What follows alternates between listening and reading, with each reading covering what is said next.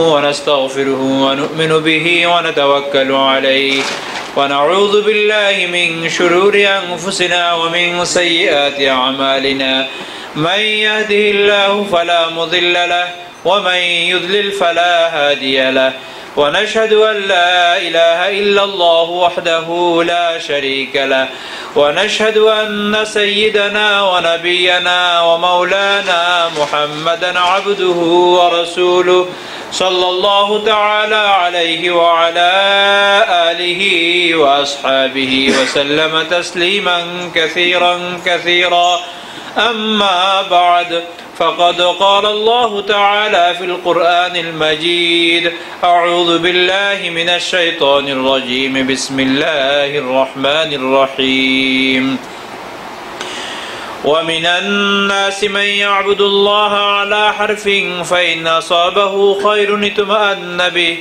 وإن أصابه فتنة انقلب على وجهه خسر الدنيا والآخرة ذلك هو الخسران المبين يدعو من دون الله ما لا يضره وما لا ينفعه ذلك هو الضلال البعيد يدعو لمن ضره أقرب من نفعه لبئس المولى ولبئس العشير إن الله يدخل الذين آمنوا وعملوا الصالحات جنات تجري من تحتها الأنهار إن الله يفعل ما يريد من كان يظن أن لن ينصره الله في الدنيا والآخرة فليمدد بسبب إلى السماء ثم ليقطع فلينظر هل يذهبن كيده ما يغيظ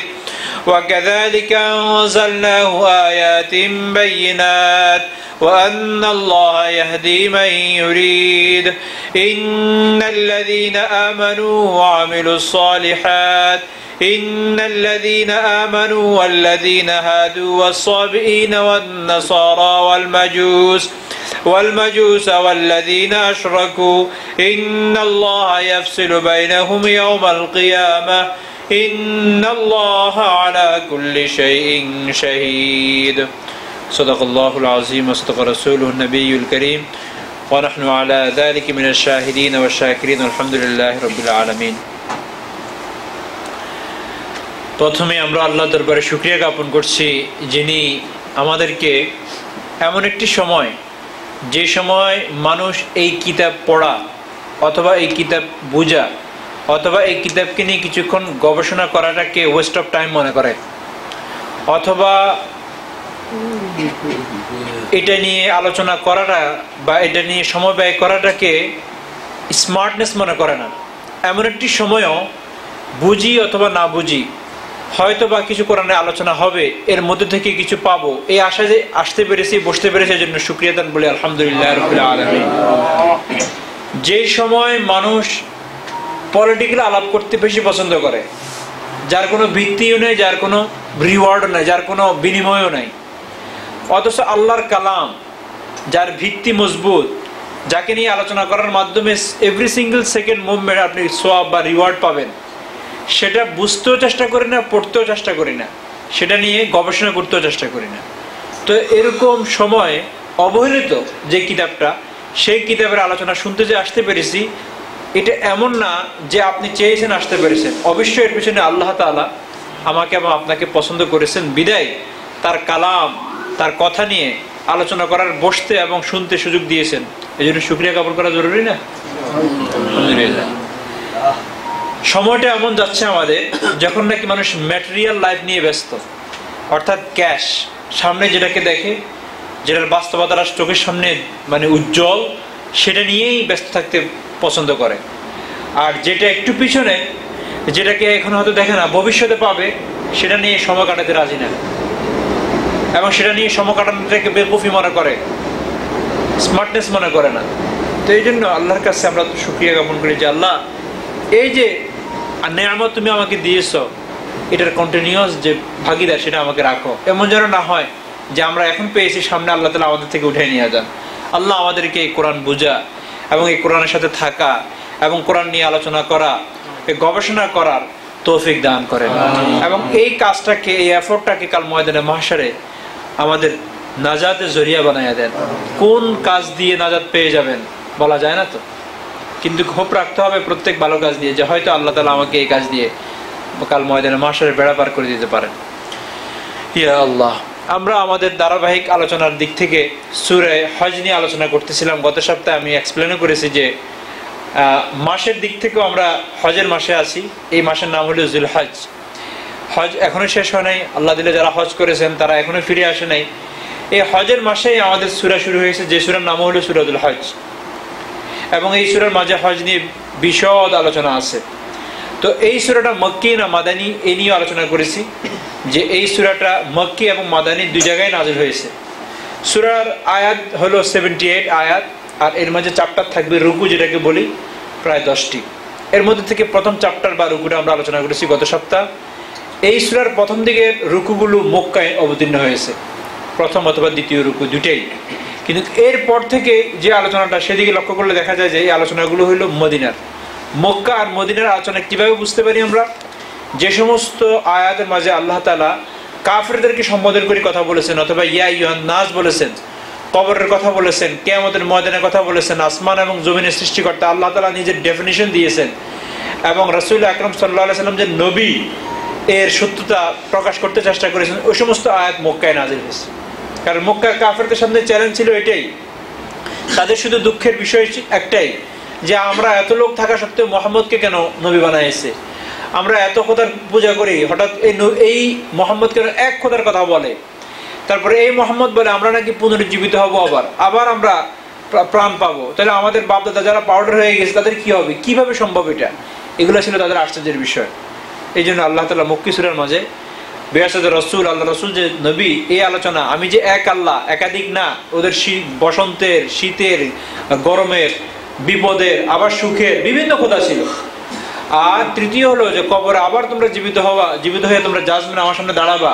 এই আলোচনাগুলোই বেশিরভাগ মক্কি সূরাতে, যেটা আমরা গত সপ্তাহে আলোচনা করেছি। আর মাদানী সূরাগুলোতে হলো বিধিবিধান। এই জন্য হজ একটা বিধান, হজের বিধানটা মদিনায় আসছে। এই হজের বিধান দিয়ে খেয়াল করতে পারি আমরা যে এই সূরাটা মাদানী। তো যেহেতু বেশিরভাগ সূরার অংশটা মদিনায় নাযিল হয়েছে, এই জন্য সূরার শুরুতে মদিনায় লেখা দেওয়া হয়েছে যে এই সূরাটা মাদানী। নতুবা এই সূরার প্রথম দিকের কিছু অংশ কোথায় নাযিল হয়েছে? মক্কায় নাযিল হয়েছে। মক্কায় নাযিলকৃত আয়াতসমূহ দ্বিতীয় আলোচনা করতেছি আজকে। গত সপ্তাহে আমরা একটা চ্যাপ্টার আলোচনা করেছি। এই সূরার কেন্দ্রীয় আলোচনা হলো 3টি। কয়টি? কেন্দ্রীয় মৌলিক আলোচনা হবে এই 3টি। এর আশপাশে অনেক সময় শাখা প্রশাখা আলোচনা করবে। একটা হলো যে এই সূরার মাঝে 3 ধরনের ব্যক্তি নিয়ে, 3 ধরনের গোষ্ঠী নিয়ে আলোচনা করা হয়েছে। কয় ধরনের গোষ্ঠী নিয়ে? এক গোষ্ঠী, প্রথম গোষ্ঠী হলো পাক্কা কাফের, 100%। এরা সবাই কি? কাফের। এদের আলোচনা করা হয়েছে এখানে, এদের শাস্তি কি হবে নিয়ে আলোচনা করা হয়েছে। আরেক গোষ্ঠী হলো এর বিপরীতে 100% মুমিন, পাক্কা মুমিন। এদের কি রিওয়ার্ড, এদের কি সওয়াব, এদের কি গিফট কাল ময়দানে মাহশারে দেওয়া হবে, এটা নিয়ে আল্লাহ তাআলা আলোচনা করেছেন। আর এই দুইটার মাঝে আরেকটা গ্রুপ নিয়ে আলোচনা করা হয়েছে, যাদের ব্যাপারে আমি গত সপ্তাহে বলেছি সুবিধাবাদী, যাদেরকে আরেক শব্দে বলা যায় মুনাফিক।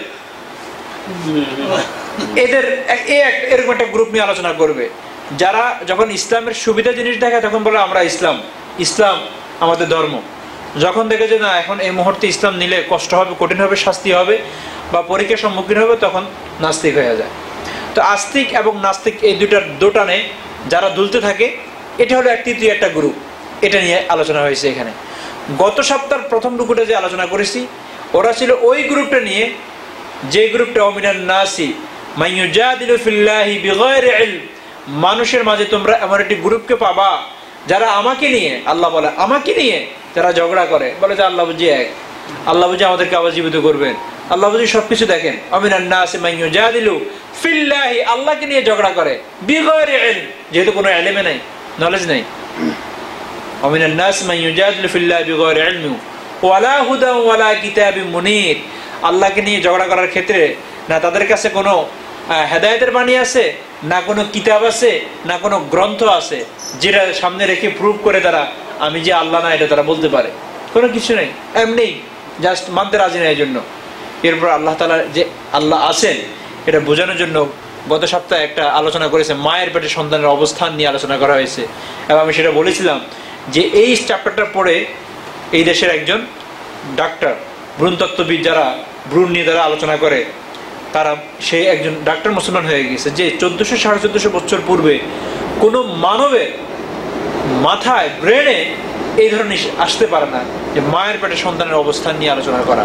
এটা ঐশীবাণী, এটা আল্লাহর পক্ষ থেকে, এটা ওহী, নাহলে মোহাম্মদ কখনো বলতে পারে না। সেখানে মায়ের পেটে আমাদের অবস্থান নিয়ে আলোচনা করা হয়েছে। তো ওই একটা গ্রুপের আলোচনা গত সপ্তাহ করেছি। আজকে দ্বিতীয় গ্রুপের আলোচনা করা হবে, ওয়ামিনান নাসি মান ইয়াবুদুল্লাহ আলা হারফিন। সেটা হলো যারা না পাক্কা মুমিন না পাক্কা কাফের, এর মাঝে যারা নাকি মুনাফিক, তাদেরকে নিয়ে আলোচনা করা হবে। আজকের রুকুটা হলো শুরু হবে 11 নম্বর আয়াত থেকে নিয়ে, এর আলোচনা হবে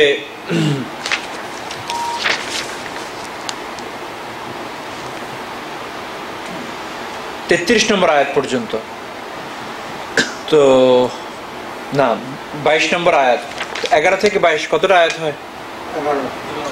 11টা আয়াত। ইনশাআল্লাহ 11টা আয়াত আলোচনা হবে। এই দ্বিতীয় রুকুটা হলো 11 আয়াত বিশিষ্ট। ওয়ামিনান নাসি মান ইয়াবুদুল্লাহ ওয়ামিনান নাসি মান ইয়াবুদুল্লাহ আলা হারফিন ফাইন আসাবাহু খায়রুন ইতবাআন্না বিহি ওয়া ইন আসাবাহু ফিতনাতুন ইনকালাবা আলা ওয়াজহি খাসিরাদ দুনিয়া ওয়াল আখিরাহ যালিকা হুয়াল খুসরানুল মুবিন।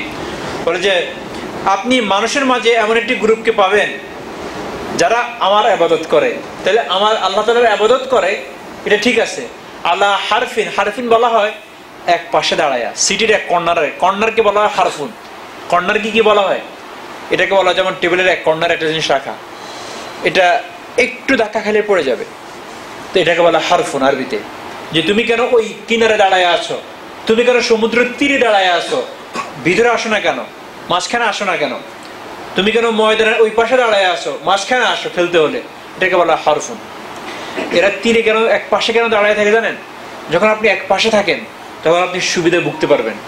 যেমন আমাদের দেখবেন ওই যে লাইন কাস্টমার সার্ভিস যখন থাকে, তো ডাইরেক্ট লাইনের মাঝখানে ঢুকতে চায় না, একটু পাশে দাঁড়ায় থাকে, যাতে করে হয়তো এই লাইনটা শর্ট হলে ওখানে যাব, আর এই লাইনটা যদি আগে যায় এখানে চলে যাব। বুঝছেন তো? ঢুকে গেলে তো আপনি এই লাইনে আছেন, এটা বোঝাই যাচ্ছে, আপনি বাইরে যেতে পারতেছেন না। তো বডিটাকে এরকম রাখে যাতে করে অ্যাডভান্টেজ দোনো দিকে নিতে পারে। যুদ্ধের ময়দানে একদম পিছনে যায়, এক পাশে এক কর্নারে দাঁড়ায়, তো একভাবে দেখা যায় যে এই গ্রুপটার ঠিক এক কর্নারে উনি আছেন, আরেকভাবে দেখা যায় উনি কমপ্লিট যুদ্ধের ময়দানে এই গ্রুপের সাথে না। শ্রোতাও তো হইতে পারেন, এই জন্য কর্নারে দাঁড়ায় আছেন, শ্রোতাও হতে পারেন। তো দেখে দাঁড়ায়া যুদ্ধের ময়দানের ব্যাপারে এই শব্দটা ব্যবহার হয় যে যদি আমি যে দলের সাথে দাঁড়ায় আছি গেসে পাশ করে, সাথে সাথে মিছিল নিয়ে নাম, জিন্দাবাদ জিন্দাবাদ, আমার ভাই তোমার ভাই। আর যদি দেখি যে পরাজিত হচ্ছে, আস্তে ওখান থেকে বাগালপুর পর্যন্ত ভেগে যাওয়া, আস্তে বাস ভেগে যাওয়া, যাতে করে কেউ না দেখে যে আমি এমন এক গ্রুপে ছিলাম যে গ্রুপ হেরে গিয়েছে। এটাকে বলা হারফুন আরবিতে। তো ওয়ামিনান নাসি মান ইয়াবুদুল্লাহ আলা হারফিন, আপনি লোকদের মাঝে এমন একটি গ্রুপকে খুঁজে পাবেন যারা, এটাকে আর বাংলায় সুন্দর করে বললে যে নিরাপদ দূরত্ব বজায় রেখে ইবাদত করে। নিরাপদ দূরত্ব বজায় রেখে ওই ঘরে লুকায়া রুমে আল্লাহু আকবার টুপিটা গোছায় রেখে দেয় নিচে, কেউ হঠাৎ করে ঢুকলেও যাতে এটা না আসে যে এখানে টুপি রাখেন উনি, তাহলে তো উনি ইবাদত করেন। ঘরের সিনারিটা এমন ভাবে রাখছেন, আপনি ওনাকে প্রগতিশীল সোশ্যাল ওয়ার্কার বলতে পারেন, প্রগতিশীল।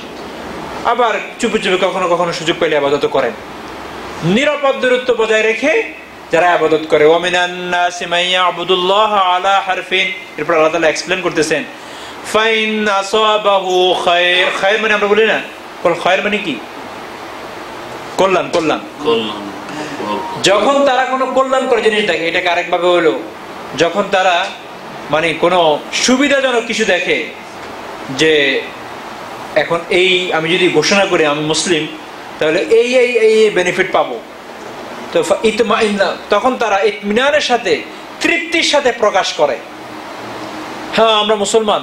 আরে কি বলেন জানেন, আমার বাবা তো আলেম ছিল, আর আমার দাদা তো পীর ছিল, মানুষ যাইতে আসতে ওনাকে সালাম করতেন। এবার ওনার বায়োগ্রাফি শুরু হয়ে গেল। আরে ওনার বাপ যে আলেম ছিল, যখন কোনো ভাই বলে এরকম, তো অনেক সময় অনেকে বলেন হুজুর তো আপনি জানেন না আমার বাবা কিন্তু আলেম ছিলেন। তো আমি বললাম আপনার শরম লাগতেছে না এমনি বলতেছেন? বলে না। আমি বললাম বাবা আলেম ছিল, আপনি কি হলেন? মানে বুঝতে চেষ্টা করেন না, আমি যে বাবা আলেম বলি এ বলার পর আমার পরিচয়টা কি হবে, আমি আমি কোন নম্বরে পাস করতেছি, আমার কি অবস্থা আসছে ওনার আইডেন্টিফিকেশনটা প্রকাশ করার জন্য এভাবে প্রকাশ করা, বাবা আলেম ছিলেন, আপনার কি অবস্থা। অর্থাৎ যিনি বলতেছেন ওনার সেন্টুইং হ্যান্ডিগেলজি গায়ে এবং দাড়ি নেই এবং সামান্যতম ইসলামের যে পোশাক তা নেই, তো আপনার বাবা আলেম কিভাবে বুঝবো? আর বাবা আলেম তো এভাবে বোঝা যায় যে মোটামুটি ওনাকে দেখলে আলেমের মতো লাগে। ভাই আপনার মাঝে মনে হয় যেন ছোটবেলায় মাদ্রাসায় পড়ছেন, তখনও না বলবেন না হুজুর আমি মাদ্রাসায় পড়ি নাই, তবে আমার বাবা আলেম ছিল, তখনও না বুঝতাম যে এটা মিলে। আরেকজনে বলবে ওনাকে দেখতে মনে হয় যেন মাদ্রাসায় পড়ছে, কারণ মোটামুটি সবকিছু জানে, কিন্তু আপনার মাঝে ইসলামের ইয়ে নাই, আপনি বলেন যে আপনার বাবা আলেম ছিল, প্রশংসার কিছু হলো। তো তখন বলা শুরু করে যখন দেখে যে এখন আমি ইসলামের আইডেন্টিফিকেশনটা যদি দেখাই তাহলে কিছু বেনিফিট নিতে পারবো, তখন বলা শুরু যে হুজুর আমাকে হয়তো দেখেন আমি এত প্র্যাকটিক্যাল মুসলিম না, আমার বাবা আলেম ছিল, দাদা তো পীর সাহেব ছিল। এই ফাইন আসাবাহু খায়রুন ইতমাআন নবী ওয়াইন আসাবাহু ফিতনা, দেখেন ফিতনা শব্দ আসছে, যদি কোনো ফিতনা পেয়ে বসে, আমি অনেকবার এক্সপ্লেন করেছি ফিতনা মানে আমরা কি মনে করি জানেন, ঝগড়া ফাসাদ মনে করি, এই এখানে ফিতনা শুরু হয়ে গেছে, না না না। ফিতনার এক শব্দ যদি বোঝাতে চান, ফিতনার অর্থ হলো পরীক্ষা।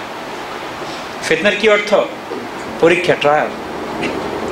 যেখানে যাবেন ইন্নামা আমওয়ালুকুম ওয়া আওলাদুকুম ফিতনা, আল্লাহ তাআলা আরেক জায়গায় বলেন যে তোমার সম্পদ, তোমার সন্তান সন্ততি এরা হলো তোমার জন্য ফিতনা। ফিতনা যদি আমরা ঝগড়া বা ফাসাদ বা বিশৃঙ্খলা মনে করি, আমরা ফিতনা মানি যে এখানে ফিতনা শুরু হয়ে গেল মানে বিশৃঙ্খলা শুরু হয়ে গেল, না। আমরা অনেক সময় আরবি শব্দকে এক একটা বিশেষ শব্দের অর্থে ব্যবহার করা শুরু করে দিই, কিন্তু এটার মেইন শব্দ ভিন্ন। যেমন আমি বলি যে আমরা গরিব মানে কি মনে করি, গরিব, গরবা ফান্ড মানে নিঃস্ব, রিক্ত হস্ত, যাদের কিছু নেই, এটা মনে করি না। আরবিতে গরিব মানে রিক্ত হস্ত না, আরবিতে গরিবের অর্থ কি জানেন? অপরিচিত। হাদিসে আছে অপরিচিত। অপরিচিত ব্যক্তি তো মিলিয়নার হইতে পারে, অপরিচিত ব্যক্তি বিলিয়নার হইতে পারে, তাই না? হাদিসে আছে বাদা আল ইসলাম গরিবান ওয়া সায়াউদু কামা কানা, ইসলাম শুরু হয়েছে গরিব হয়ে। এই যে গরিব শব্দটা আসছে, কি অর্থ এটার? মানে রিক্ত হস্তে, নিঃস্ব অবস্থায়। অনেকে কিন্তু অনেক সময় এরকম করেও, অনুবাদও করে ফেলে, ইসলাম শুরু হয়েছে নিঃস্ব অবস্থায়, আবার এটা নিঃস্ব হয়ে যাবে, না। এর অর্থ হলো আননোন, অপরিচিত। যখন ইসলাম শুরু হয়েছে তো বুড়ো কুস্কানো শুরু, মোহাম্মদ এটা কি কয়, আরে এক আল্লাহ এটা কি করে, নামাজ সিজদা রুকু সিজদা কিভাবে করে, আরে বসিয়ে পেশাব করা শুরু করলো, আমরা তো দাঁড়ায় পেশাব করতাম। তখনকার পুরুষরা দাঁড়ায় পেশাব করতো, কারণ তারা মনে করতো বসে পেশাব করে কারা, মেয়েরা, মেয়েরা দাঁড়ায় পেশাব করতে পারে না। তো এগুলো কি করতেছে মোহাম্মদে, এটা ছিল অপরিচিত, সবাই ভ্রুকুঞ্চিত করতো। এরপর আস্তে আস্তে পরিচিত হয়ে গেল, আবার এমন অপরিচিত হয়ে যাবে, আবার কি হবে, এমন অপরিচিত হয়ে যাবে, আরে এ লোক কি করে, রুকু সিজদা করতেছে কিরকম করে, দাঁড়িয়েওয়ালা দেখে ঘটনাটা কি, ইনি চুলকানি রাখলেন কেন, টুপি মাথা দিল, এটা কি জিনিস, আবার কাস্টমস নাকি, এই সেই, আবার কি হয়ে যাবে, অপরিচিত হয়ে যাবে, অপরিচিত হয়ে যাবে, নিঃস্ব না, অপরিচিত, চিনবে না মানুষ।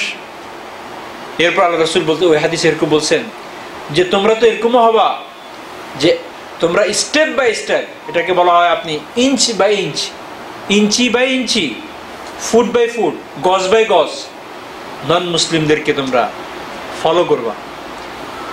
ফলো করতে করতে তোমাদের অবস্থা এরকম হবে যে একজন নন মুসলিম একটা ঘরতে প্রবেশ করবে, কিসের লেজার্ড আছে না, এই যে আপনার আমাদের দেশে যে বলে পানির এক পাশ দিয়ে বসে থাকে পরে ডিম পাড়ে, এগুলোকে কি বলেন আপনারা, ওর চামড়া দিয়ে বল বানানো হয়, জি গুইসাপ, সাপ বলি আমরা, গুইসাপ। এরা কিন্তু কিছু খাদা করে, গর্ত করে, তো বলে যে এরকম গর্তের মাঝে একজন নন মুসলিম ঢুকবে, প্রবেশ করবে, কি জন্য করবে জানেন? পেশাব করার জন্য। পেশাব করতে মানুষ একটু আড়াল চায় না, একটুখানি পর্দা চায় না, যে যাতে কেউ না দেখে। আমরা যেমন পাহাড়ের যদি চাই যে টিয়ার আরেক পাশে চলে যায়, গাছের আরেক পাশে চলে যায়, অথবা একটু সমতলে চলে যায়, দূর থেকে একজন মুসলমান দেখবে যে ইনি এর ভিতরে ঢুকছেন, একটু বসছেন, তারপরে উঠছেন। এই ব্যক্তির পেশাব ধরে নাই, উনিও যায় একটু বসবেন, ওই ভান করবেন, তারপর উঠবেন। এখন দেখছেন প্যান্ট পরার স্টাইল, নিচে দিয়ে ছিঁড়ে রাখা, আবার আরেকটা দেখছেন ইচ্ছা করে লুজ রাখা। আর আমাদের মুসলমান ছেলেদের কথা বলতেছি, ইসলামিক এনভায়রনমেন্টে আমাকে আপনাকে তো $1000 দিলে একটা কানফুল লাগাইতে পারবো না। আরে কোনো চোরকেও যদি আমাদের বাংলাদেশে কানফুল লাগাই দেওয়া হয়, জীবনে চুরি করবে না, চুরি ছেড়ে দেবে, তবু বলবে যে আমার থেকে $1000 জরিমানা নিয়ে যায়, তবে কানফুল লাগাইতে রাখছে না, তাই না? গ্লাডলি কানফুল লাগাচ্ছে। হ্যাঁ জি। এরপরে বলে যে ট্যাটু, বুঝেন ট্যাটু এক্সপেন্সিভ। বলে যে হুজুর জানেন এটা লাইফ টাইম, কখনো উঠবে না। গলায় কি হয়েছে, গলায় থ্রোট ব্যথা না, কিন্তু না আমার একটা থেরাপি চলতেছে। কি থেরাপি? ট্যাটু।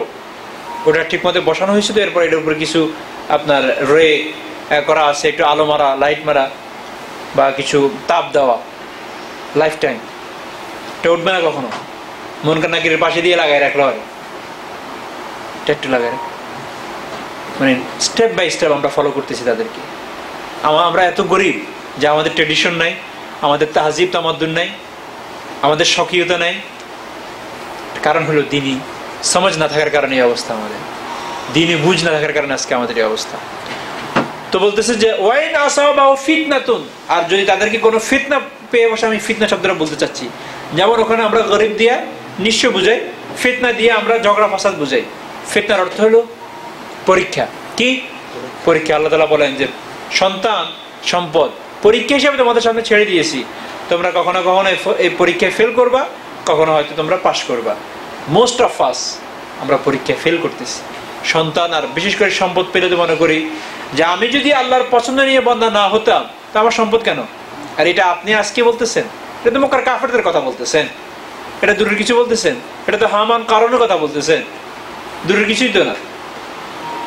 আমরা অনেক সময় মনে করি যে ওই ব্যক্তি যদি ব্লেসড না হতেন, আল্লাহর পছন্দের ওই ব্যক্তি না হতেন, তারা তো সম্পদ কেন? আর পরীক্ষার খাতা আরো লম্বা করে দেওয়া হয়েছে, পরীক্ষার প্রশ্ন আরো কঠিন করে দেওয়া হলো, আর কিছু না, আর একটু কঠিন করে দেওয়া হলো। এই ওয়াইন আসাবাহু ফিতনা, যখন তারা কোনো পরীক্ষায় আপতিত হয় কি করে? ইনকালাবা আলা ওয়াজহি, পশ্চাৎসারণ, আস্তে চেহারাটা কি ফিরে আনে।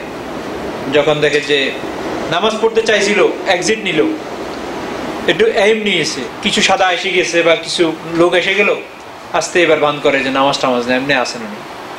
কেন? কিসের ভয়? নামাজ পড়লে কি হবে? পৃথিবীতে এ কটা লোক আপনাকে দেখে টিটকারি করলে কি ক্ষতি?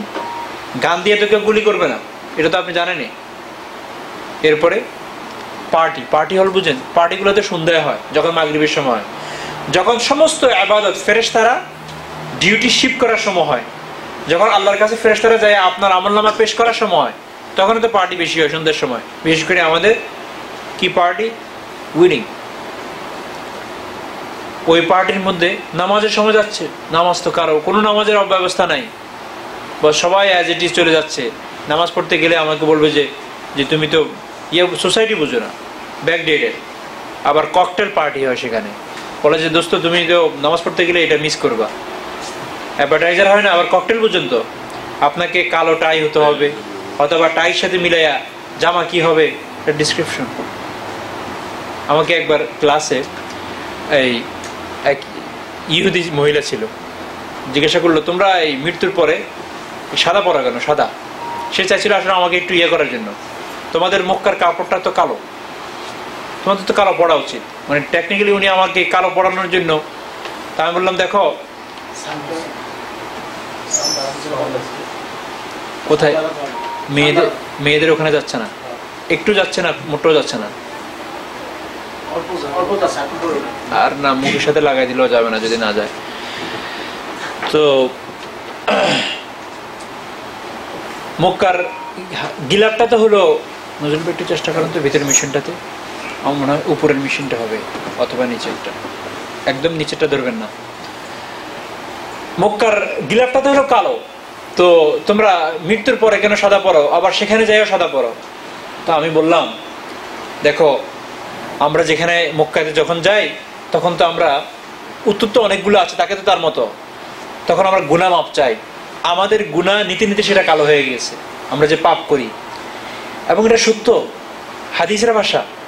হাদিসে আছে পৃথিবীতে আল্লাহ তাআলা একটা জিনিস আছে যেটা নাকি আমরা বুঝতে পারি এটা জান্নাত থেকে আসা এবং জান্নাতে এটা যাবে। হাজরে আসওয়াদ, হাজরে আসওয়াদটা জান্নাত থেকে আসা, এবং এটা নাকি বরফের থেকেও সাদা ছিল। সালজুন, বরফ হচ্ছে সাদা, আর কিছু হইতে পারে, এর থেকেও বেশি সাদা ছিল। কিন্তু কিছু অসৎ লোকের, গুনাহগার লোকের অসামাজিক কিছু কার্যকলাপের কারণে ইট বিকেম ব্ল্যাক, এটা কালো হয়ে গেছে। বাকি এটা সাদা ছিল। তা আমি বলি যে আমরা যদি পাপ করি, ওই পাপের মার্জনা দিতে দিতে এটা কালো হয়ে গিয়েছে। আমরা সাদা কাপড় পরি, তবে আমরা এই সারা জীবন নিজেদেরকে পাপী মনে করি, মনে করতে করতে আল্লাহর কাছে তওবা ইস্তেগফার করি। এরপরে মৃত্যুর পরে আমরা আশা করি যে আল্লাহ তাআলা আমাদেরকে মাফ করে দিবেন। এই জন্য সাদা কাপড় হলো সিম্বলিক, যে সাদা, আমরা জানি হোপের মধ্যে সাদা হলো যে নিষ্পাপ। আর তোমরা জানো সারা জীবন তোমরা পাপ করে গেছো, এখন আর সাদা কাপড় পরায় কোনো লাভ নাই। এই জন্য কালো দিয়েই মোড়ায় রাখা হয়। যে পাপ তো সারা জীবন করেছে এটার উপরে মারা হয়েছে, কালো দিয়ে মুছড়াই দিই, কারণ সামনে কালো জীবন আসতেছে। আর আমাদের হলো চোখ বন্ধ করো, পৃথিবীতে কষ্ট ছিলাম, 1 বেডরুমের বাসায় ছিলাম, কোন রকম কাটায় গিয়েছি, এখন সাদা শুরু, এই শুরু হয়ে গেল আমাদের লাইফ। এখন আমাদের সাদা, আর নো মোর কালো, তোমাদের এখন শুরু কালো, নো মোর আলো। তো চুপ হয়ে গেল, কি বলো মোহাম্মদ? আমি বললাম ইয়েস, বিশ্বাস করো না? আমি মরে দেখি, তুমি মরে দেখো, দেখা হবে। তো ওমিনান নাসি মান ইয়াবুদুল্লাহ আলা হারফিন ফাইন আসাবাহু খায়রুন ইতমাআন্না বিহি ওয়া ইন আসাবাহু ফিতনাতুন ইনকালাবা আলা ওয়াজহি। আর যখন পরীক্ষা দেখে, বাস চেহারা কি লুকায় আর দিকে চলে যায়, যাতে কেউ না দেখে। ওই চেহারা লুকানো থেকে আসছে, যে ককটেল, ওই যে ওখানে যে আসতে এবার চেহারাকে লুকায়। ভালো ভাবি নামাজ পড়েন না কেন? না আমার নামাজ নেই। তবু নামাজ পড়বে না এখানে? আসলে মেন হলো এটা, কারণ সাজগোজ এমন ভাবে করে আসছে, নামাজটা পড়বে কিভাবে? নামাজ পড়তে গেলে তো পুরো মেকআপটাই নষ্ট হয়ে যাবে, লেয়ারে লেয়ারে মেকআপ আছে। খাসিরাত দুনিয়া ওয়াল আখিরা। এরপর আল্লাহ তাআলা এরপর যে শব্দটা কতটা, যদি আপনি ওয়ার্ড গণেন 3, 4, 5, 6, 7, 8, 9, 10, হয়তো 12 থেকে 13টা অক্ষর হবে, কিন্তু মানে পুরা সিন্ধু বলে না যে বিন্দুতে সিন্ধু নিয়ে আসা। আল্লাহ বলেন এই যে যারা ডবল স্ট্যান্ডার্ড মেনটেন করে, দুনিয়াও হারালো, আখিরাতও হারালো। দুনিয়া কিভাবে হারালো? আপনি যতই মোহাম্মদ থেকে মাইকেল বানান, আপনার স্কিন তো সাদা না, আপনি প্রোফাইলের দিক থেকে সেকেন্ড। আপনি যতই মাইকেল বানান আর চেলসি বানান, আপনাকে স্কিন দিয়ে এশিয়ানে বলা হবে, ইউরোপিয়ান বলা হবে না। তো বলে যে খাসিরাত দুনিয়া, দুনিয়াতে তো আপনি হাই প্রোফাইলে থাকতে পারবেন না। ওয়াল আখিরা, আখিরাত তো তার জন্য ডান্ডা শাস্তি অপেক্ষা করতেছে, শুধু শুধু চোখ বন্ধ করার দেরি। আল্লাহ বলে যে খাসিরাত দুনিয়া, এই পোড়া কপাল্লা, দুনিয়াও হারালো, আখিরাতও হারালো। খাসিরাত দুনিয়া ওয়াল আখিরা যালিকা হুয়াল খুসরানুল মুবিন। সেখানে তো স্পষ্ট তার জন্য খুসরানুল মুবিন হলো যে আপনার হতভাগা, তার জন্য সেখানে শাস্তি অপেক্ষা করতেছে। যালিকা হুয়াল খুসরানুল মুবিন। ইয়াদউ মিন দুনিল্লাহি মা লা ইয়াদুররু ওয়া মা লা ইয়ানফাউ। এরপরে আল্লাহ তাআলা তৃতীয় একটা গ্রুপের আলোচনা করতেছেন। ইয়াদউ মিন দুনিল্লাহি, তৃতীয় গ্রুপটা যারা নেই পাক্কা কাফের। বলে যে এরা আল্লাহকে বাদ দিয়ে, আল্লাহকে ছেড়ে এমন সত্তার আহ্বান করে বা এমন সত্তার পূজা করে, ইবাদত করে, মা লা ইয়াদুররুহু ওয়া মা লা ইয়ানফাউ, যে সত্তা না তাদের কোনো উপকার করতে পারে না তাদের কোনো অপকার করতে পারে। আমাদের এই 72 এখানে হাঁটে যাবেন যখন, তখন দেখবেন এখন পূজার মাস যাচ্ছে তাদের। কিছুদিন আগে মনে বড় ধরনের পূজা গিয়েছে, নিজেদের হাতে বানানো কালিমা বা আরো যা যা আছে পূজা করতেছে। আল্লাহ বলেন যে এদের না কোনো উপকার করতে পারে না কোনো অপকার করতে পারে। আরেক সামনে যে আল্লাহ বলে যে উপকারের চেয়েও অপকারের ভাগ আরো বেশি। কি পরিমাণ বাংলাদেশে এদেরকে বানায়, আবার এদেরকে পানিতে বালায়। এই যে আমাদের 12 মাসে 13 পবন হয়, সেখানে কি পরিমাণ টাকা ওয়েস্ট হয়, এটা আমাদের মন্ত্রীর চোখে পড়ে নাই। মন্ত্রীর চোখে পড়েছে হজেরটা, মন্ত্রীর চোখে পড়েছে হজের সময় প্লেন দিয়ে ওখানে যায় যে মানুষ হোটেলে থাকে, এগুলো কোনো একটা প্রোডাকশন না, সব ডিডাকশন হচ্ছে। আর বাংলাদেশের এত বোঝা যা হচ্ছে, এগুলো সব প্রোডাকশন। এরপরে এটা বুড়িগঙ্গা ফেলে দিচ্ছে, সব প্রোডাকশন। এটা ওয়েস্ট অফ মানি মনে হইতেছে না, ওয়েস্ট অফ টাইমও মনে হচ্ছে না। আরে কপাল যখন খারাপ হয়ে যায় তখন অবস্থা এরকমই হয়। তখন চোখে এরকমই দেখে, অন্ধ হয়ে যায়। এই জন্য কোরআনের আছে ওয়ালাহুম, তাদের জন্য রয়েছে চক্ষু, কিন্তু চক্ষু থাকিয়াও তারা চক্ষুষ্মান না, অন্ধ। তাদের জন্য রয়েছে কান, কর্ণ, কান থাকিতেও তারা বধির। তাদের জন্য রয়েছে জিহ্বা, মুখ, ঠোঁট, সবকিছু থাকতেও তারা, তাদেরকে বলা হয় মুখ। বোবা, অন্ধ, বোবা, বধির। তাদের রয়েছে ওয়ালাহুম কলব, কিন্তু সে অন্তরাত্মা কিছুই বুঝতে পারে না। বালহুম আদাল, তারা তো হলো চতুষ্পদ জন্তু। আর এর চেয়েও খারাপ, কারণ চতুষ্পদ জন্তুকে আমি আকল দিই নাই। চতুষ্পদ জন্তু, আর কেন আয়াতে বলা হয়েছে যে মানুষ চোখের হক আদায় করে না, কানের হক আদায় করে না, অন্তরের হক আদায় করে না, মুখের হক আদায় করে না, সে তো গাধা। গাধা না শুধু সে প্রদবষ্ট না, সে পশু জন্তু জানোয়ার চেয়েও অধম। কেন বলছে জানেন? কারণ জন্তু জানোয়ার তো এই জন্য জানোয়ার যে তার কি নাই, আকল নাই, বিবেক বুদ্ধি নেই। আর তোমার মাঝে তো বিবেক বুদ্ধিও ছিল, তারপরে কেন এত এই অধমের চেয়েও বা এই চতুষ্পদ জন্তুর জানোয়ারের চেয়েও অধম কাজটা করতেছো তুমি? যেমন জানোয়ার পোশাক পরে না, জানোয়ার জানে না কোথায় বাথরুম করতে হবে, কোথায় পেশাব করতে হবে। তোমার তো আকল ছিল। জানোয়ার জানে না কোথায় প্রাইভেট কাজটা সারতে হবে, তোমার তো সেটা ছিল। বালহুম আজাল। তো আল্লাহ তাআলা আমাদেরকে হেফাজত করো। আল্লাহ আমাদের আকলকে, যে আল্লাহ সৃষ্টি করেছেন সে আল্লাহর জন্য ব্যবহার করার তৌফিক দান করেন। আল্লাহ আমাদের এই কান দিয়ে কানের হক আদায় করার তৌফিক দান করেন, চোখ দিয়ে চোখের হক আদায় করার তৌফিক দান করেন। আর এই জবানকে ওই আল্লাহর জন্য ব্যবহার করার তৌফিক দান করেন যে আল্লাহ আমাদের এই জবানকে সৃষ্টি করেছে। এখন আমরা ওই জবানকে সৃষ্টি করি, ওই জবানকে ব্যবহার করতেছি আল্লাহকে নারাজ করার জন্য। কত বড় জুলুম! জুলুমটা কত বড় একটু খেয়াল করে দেখছেন? যিনি জবান দিয়েছেন ওনার বিরুদ্ধে জবানটাকে ব্যবহার করতেছি। আর যার ব্যাপারে জবান ব্যবহার করলে আল্লাহ নারাজ হবেন তার জন্য জবান ব্যবহার করতেছি। ইসলামের বিরুদ্ধে বললে আল্লাহ নারাজ হবেন আর সেটার জন্য ব্যবহার করতেছি। আল্লাহ আমাদের জবানগুলোকে হেফাজত করেন। হাদিসে আছে এক সাহাবীকে আল্লাহ রাসূল সাল্লাল্লাহু আলাইহি সাল্লাম একদিন ইসলামের বিভিন্ন বিধিবিধান নিয়ে আলোচনা করতেছেন। তখন একটা পর্যায়ে বললেন, আমি কি তোমাকে ইসলামের সমস্ত বিষয়ের মূল খোলাসাটা বলবো, মুদ্রা কথা, মোট কথাটা বলবো সংক্ষেপে? বলে যে ইয়া রাসূলুল্লাহ, অবশ্যই। বলে যে সেটা, আল্লাহ রাসূল ইশারা করলেন, জিহ্বাটাকে টেনে বললেন যে এটা হলো ইসলামের খোলাসা, মুদ্রা কথা। কন্ট্রোল ইট, এটাকে কন্ট্রোল করবা তো তোমার ইসলাম সেফ। এটাকে কন্ট্রোল করবা না, তোমার ইসলাম সেফ।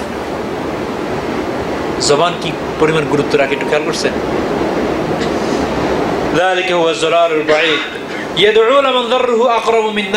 তারা এমন সত্তার ইবাদত করে, পূজা করে যারা না তার কোনো তাদের উপকার করতে পারে না তাদের কোনো অপকার করতে পারে। মা লা ইয়াদুররুহু ওয়া মা লা ইয়ানফাউ, যালিকা হুয়া আয-যালালুল বাঈদ। ইয়াদউ লিমান যাররুহু আকরাবু মিন নাফঈ, তারা এমন সত্তার ইবাদত করে যার উপকারের চেয়ে অপকারটা বেশি। লামান যাররুহু আকরাবু মিন নাফঈ লাবিসাল মাওলা ওয়া লাবিসাল আশীর। কত না নিকৃষ্ট মাওলা। মানে আমরা কি বুঝি? উনি আমার মাওলা, আল্লাহকে তো মাওলা বলি। মাওলার একটা অর্থ হইলো অভিভাবক, গার্ডিয়ান, নেতা, মুরব্বী। তো বলে যে যারা এমন সত্তার পূজা করে, ইবাদত করে যে না তার কোনো উপকার করতে পারে না কোনো অপকার করতে পারে, বরঞ্চ যার অপকারটা উপকারের চেয়েও বেশি। তো বলা হয় এরকম বিষয়কে যারা নিজেদের বন্ধু বানায় নিয়েছে, অভিভাবক বানায় নিয়েছে। হিন্দু তার অভিভাবক কাকে মনে করে? তার সত্তা ওই মৃত ওই পুতুলটাকে মনে করে। বলে লাবিসাল মাওলা ওয়া লাবিসাল আশীর। কতই না নিকৃষ্ট অভিভাবক, কতই না নিকৃষ্ট সাথী, সঙ্গী, বন্ধু, না তার কোনো উপকার করতে পারবো কাল ময়দানে মাহশারে। এখানে এটাই শেষ না, মুসলমান হয়েও যারা নাকি এই ধরনের জিনিসের মধ্যে বিশ্বাসী, শয়তানিক অথবা মানে ইসলামের বিরুদ্ধচারণকারী জিনিসের সাথে নিজেকে সম্পৃক্ততা রেখেছে। আমাদেরও অনেকের বস আছে যে বসটা ইসলামের বিরুদ্ধে কথা বলে, তাকে আপনার মুরব্বী বানায় নিয়েছেন, কাল ময়দানে মাহশারে তার সাথে উঠবেন। আজকে আমরা কি বলে জানেন? আমার কাছে দল বড়। আরে ভাই, দিন বড়, দিন বড়। এটা তো আমরা একটা বলেই দিই যে যে দেশ কি জানি, দল থেকে না, ব্যক্তি থেকে দল বড়, দল থেকে দেশ বড়। আমি এরপর আরেকটা শব্দ বাড়াই, মানে ব্যক্তি থেকে দল বড়, দল থেকে দেশ বড়, দেশ থেকে আমার স্বার্থ বড়। এটা আমি একটু বাড়াই বলি, আর কিছু না, এটা মেইন। দেশ থেকে আমার স্বার্থ বড়। দেখেন সবার দিকে থাকা, আমি নিজেও আমার নিজের কথা বলতেছি, স্বার্থ আছে এই দেশে আসছে, স্বার্থ বড়। দেশ বড় হলে দেশে থাকেন না কেন? দেশ বড় হলে দেশ কিভাবে বিক্রি করে? কি ভাই, যারা দেশ বলতে বলতে মুখের ফেনা উঠে ফেলছে, ছোট্ট একটা অফার, ছোট্ট একটা প্যাকেজ পাইলে তো দেশ তো বিক্রি করে রেখে দেন। তো ব্যক্তি থেকে দল বড়, দল থেকে দেশ বড়, দেশ থেকে স্বার্থ বড়। আরে ভাই বাক্য হবে এরকম, ব্যক্তি, দল, দেশ সবকিছু থেকে দিন বড়। আমার দিন বড়, আমার ফ্যামিলি থেকে দিন বড়, আমার ফ্যামিলি, আমার সন্তান থেকে, আমার সম্পদ থেকে দিন বড়। এই দিনে যদি একটা আচরণ লাগে সেটা আমার গায়ে লাগবে। যাক আমার দল গোল্লায় যাক, দেশ গোল্লায় যাক, দেশের কোনো সীমানা নেই। দিনকে চিন্তা করতে দেশ ছাড়বো প্রয়োজনে, দল ছাড়বো প্রয়োজনে, ফ্যামিলি ছাড়বো প্রয়োজনে, তা দিন বড়। কে বলে? সাহাবায়ে কেরাম আজমাইনের দিকে তাকান, স্বয়ং প্রফিটের দিকে তাকান। দিনকে চিন্তা করার জন্য ফ্যামিলি ছাড়ছেন, সোসাইটি ছাড়ছেন, দেশ ছাড়ছেন। কি বলছে জানেন? মক্কা, যখন আল্লাহ রসুল মক্কাকে ছেড়ে চলে যাচ্ছেন, মক্কার দিকে তাকায় বলছেন যে মক্কা, এমন কোন জিনিস এই পৃথিবীতে নাই যেটা আমাকে তোমার থেকে দূরে নিয়ে যেতে পারতো। তুমি আমার জন্মভূমি, এই জন্মভূমি আর তোমার মাঝে আমার আল্লাহর ঘর বাইতুল্লাহ হজরে আসওয়াদ পড়ে আছে, এটাকে ছেড়ে আমি কখনো যাইতাম না, কখনো না, যদি তোমরা আমাকে এই দিনের জন্য কষ্ট না দিতে আর বিতাড়িত না করতে। শুধু দিনটাকে উচ্চ করার জন্য, সমুন্নত করার জন্য মক্কা ছাড়া হয়েছে। দিন, দুনিয়া না। সাহাবায়ে কেরাম আপন মাকে ছেড়ে চলে যেতে হয়েছে, আরে বাবাকে ছেড়ে চলে যাইতে হয়েছে, মেয়ে স্বামীকে ছেড়ে চলে যেতে হয়েছে, স্বামী স্ত্রীকে ছেড়ে চলে যেতে হয়েছে, শুধু দিনের জন্য। তাহলে কি বড় ভাই, কি বড়? এই যে অনেকে কথা বলে না, অনেকে দল বড়, দল বড়, দল আপনাকে নিয়ে যাবে, নিবে। লাবিসাল মাওলা ওয়া লাবিসাল আশির, কতই না নিকৃষ্ট দল, কতই না নিকৃষ্ট অভিভাবক, কতই না নিকৃষ্ট বন্ধুগণ। আজকে তো বলেন বন্ধুগণ, এই বন্ধুরাই আপনাকে রেখে দিবে। কাল ময়দানে মাহশারে বলবেন, আল্লাহ আমি তো হেফাজতে ইসলামের ওখানে যাইতাম, আমি তো ওই মঞ্চে ছিলাম, এরপরে আবার যে ওইদিকে যাইতে, হেফাজতে ইসলামের মঞ্চের মধ্যে পানি খাওয়াইলে জান্নাতি হয়ে যাবেন? হ্যাঁ, একজনে তো পানি পান করাইছেন না, এরপরে ভুলে গেছে আবার।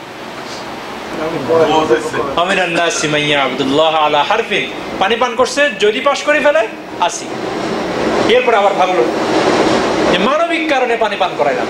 আমি একটা এক্সাম্পল দিচ্ছি, ইনি তো একজন, এই যে লতিফ সিদ্দিকের কথা আনতেছি ভাই, আমি লতিফ সিদ্দিকি স্পেসিফিক কাদের সিদ্দিকের ভাইয়ের কথা বলতেছি না, এটা একদম লতিফ সিদ্দিকি, হাজার লতিফ সিদ্দিকি পাশে বসে আছি আমরা। আমাদের অবস্থা সেই, শুধু চান্সে আছে, শুধু চান্সে আছে, চান্স পেলে আমরাও একই রকম। তো আল্লাহ বলে লাবিসাল মাওলা ওয়া লাবিসাল আশির। তো আল্লাহর বস্তে এ কথা বলবেন না, দল বড়, বড় কি দিন বড়। আমার এই দিনকে চিন্তা করতে যায় যদি ফ্যামিলিকে আনহ্যাপি করতে হয়, ইয়েস। দিনকে বড় করতে যায় যদি আমার সোসাইটিকে আনহ্যাপি করতে হয়, রাজি। এখন তো দিনকে চিন্তা করতে যেয়ে আমরা সামান্যতম স্যাক্রিফাইস করতে রাজি না।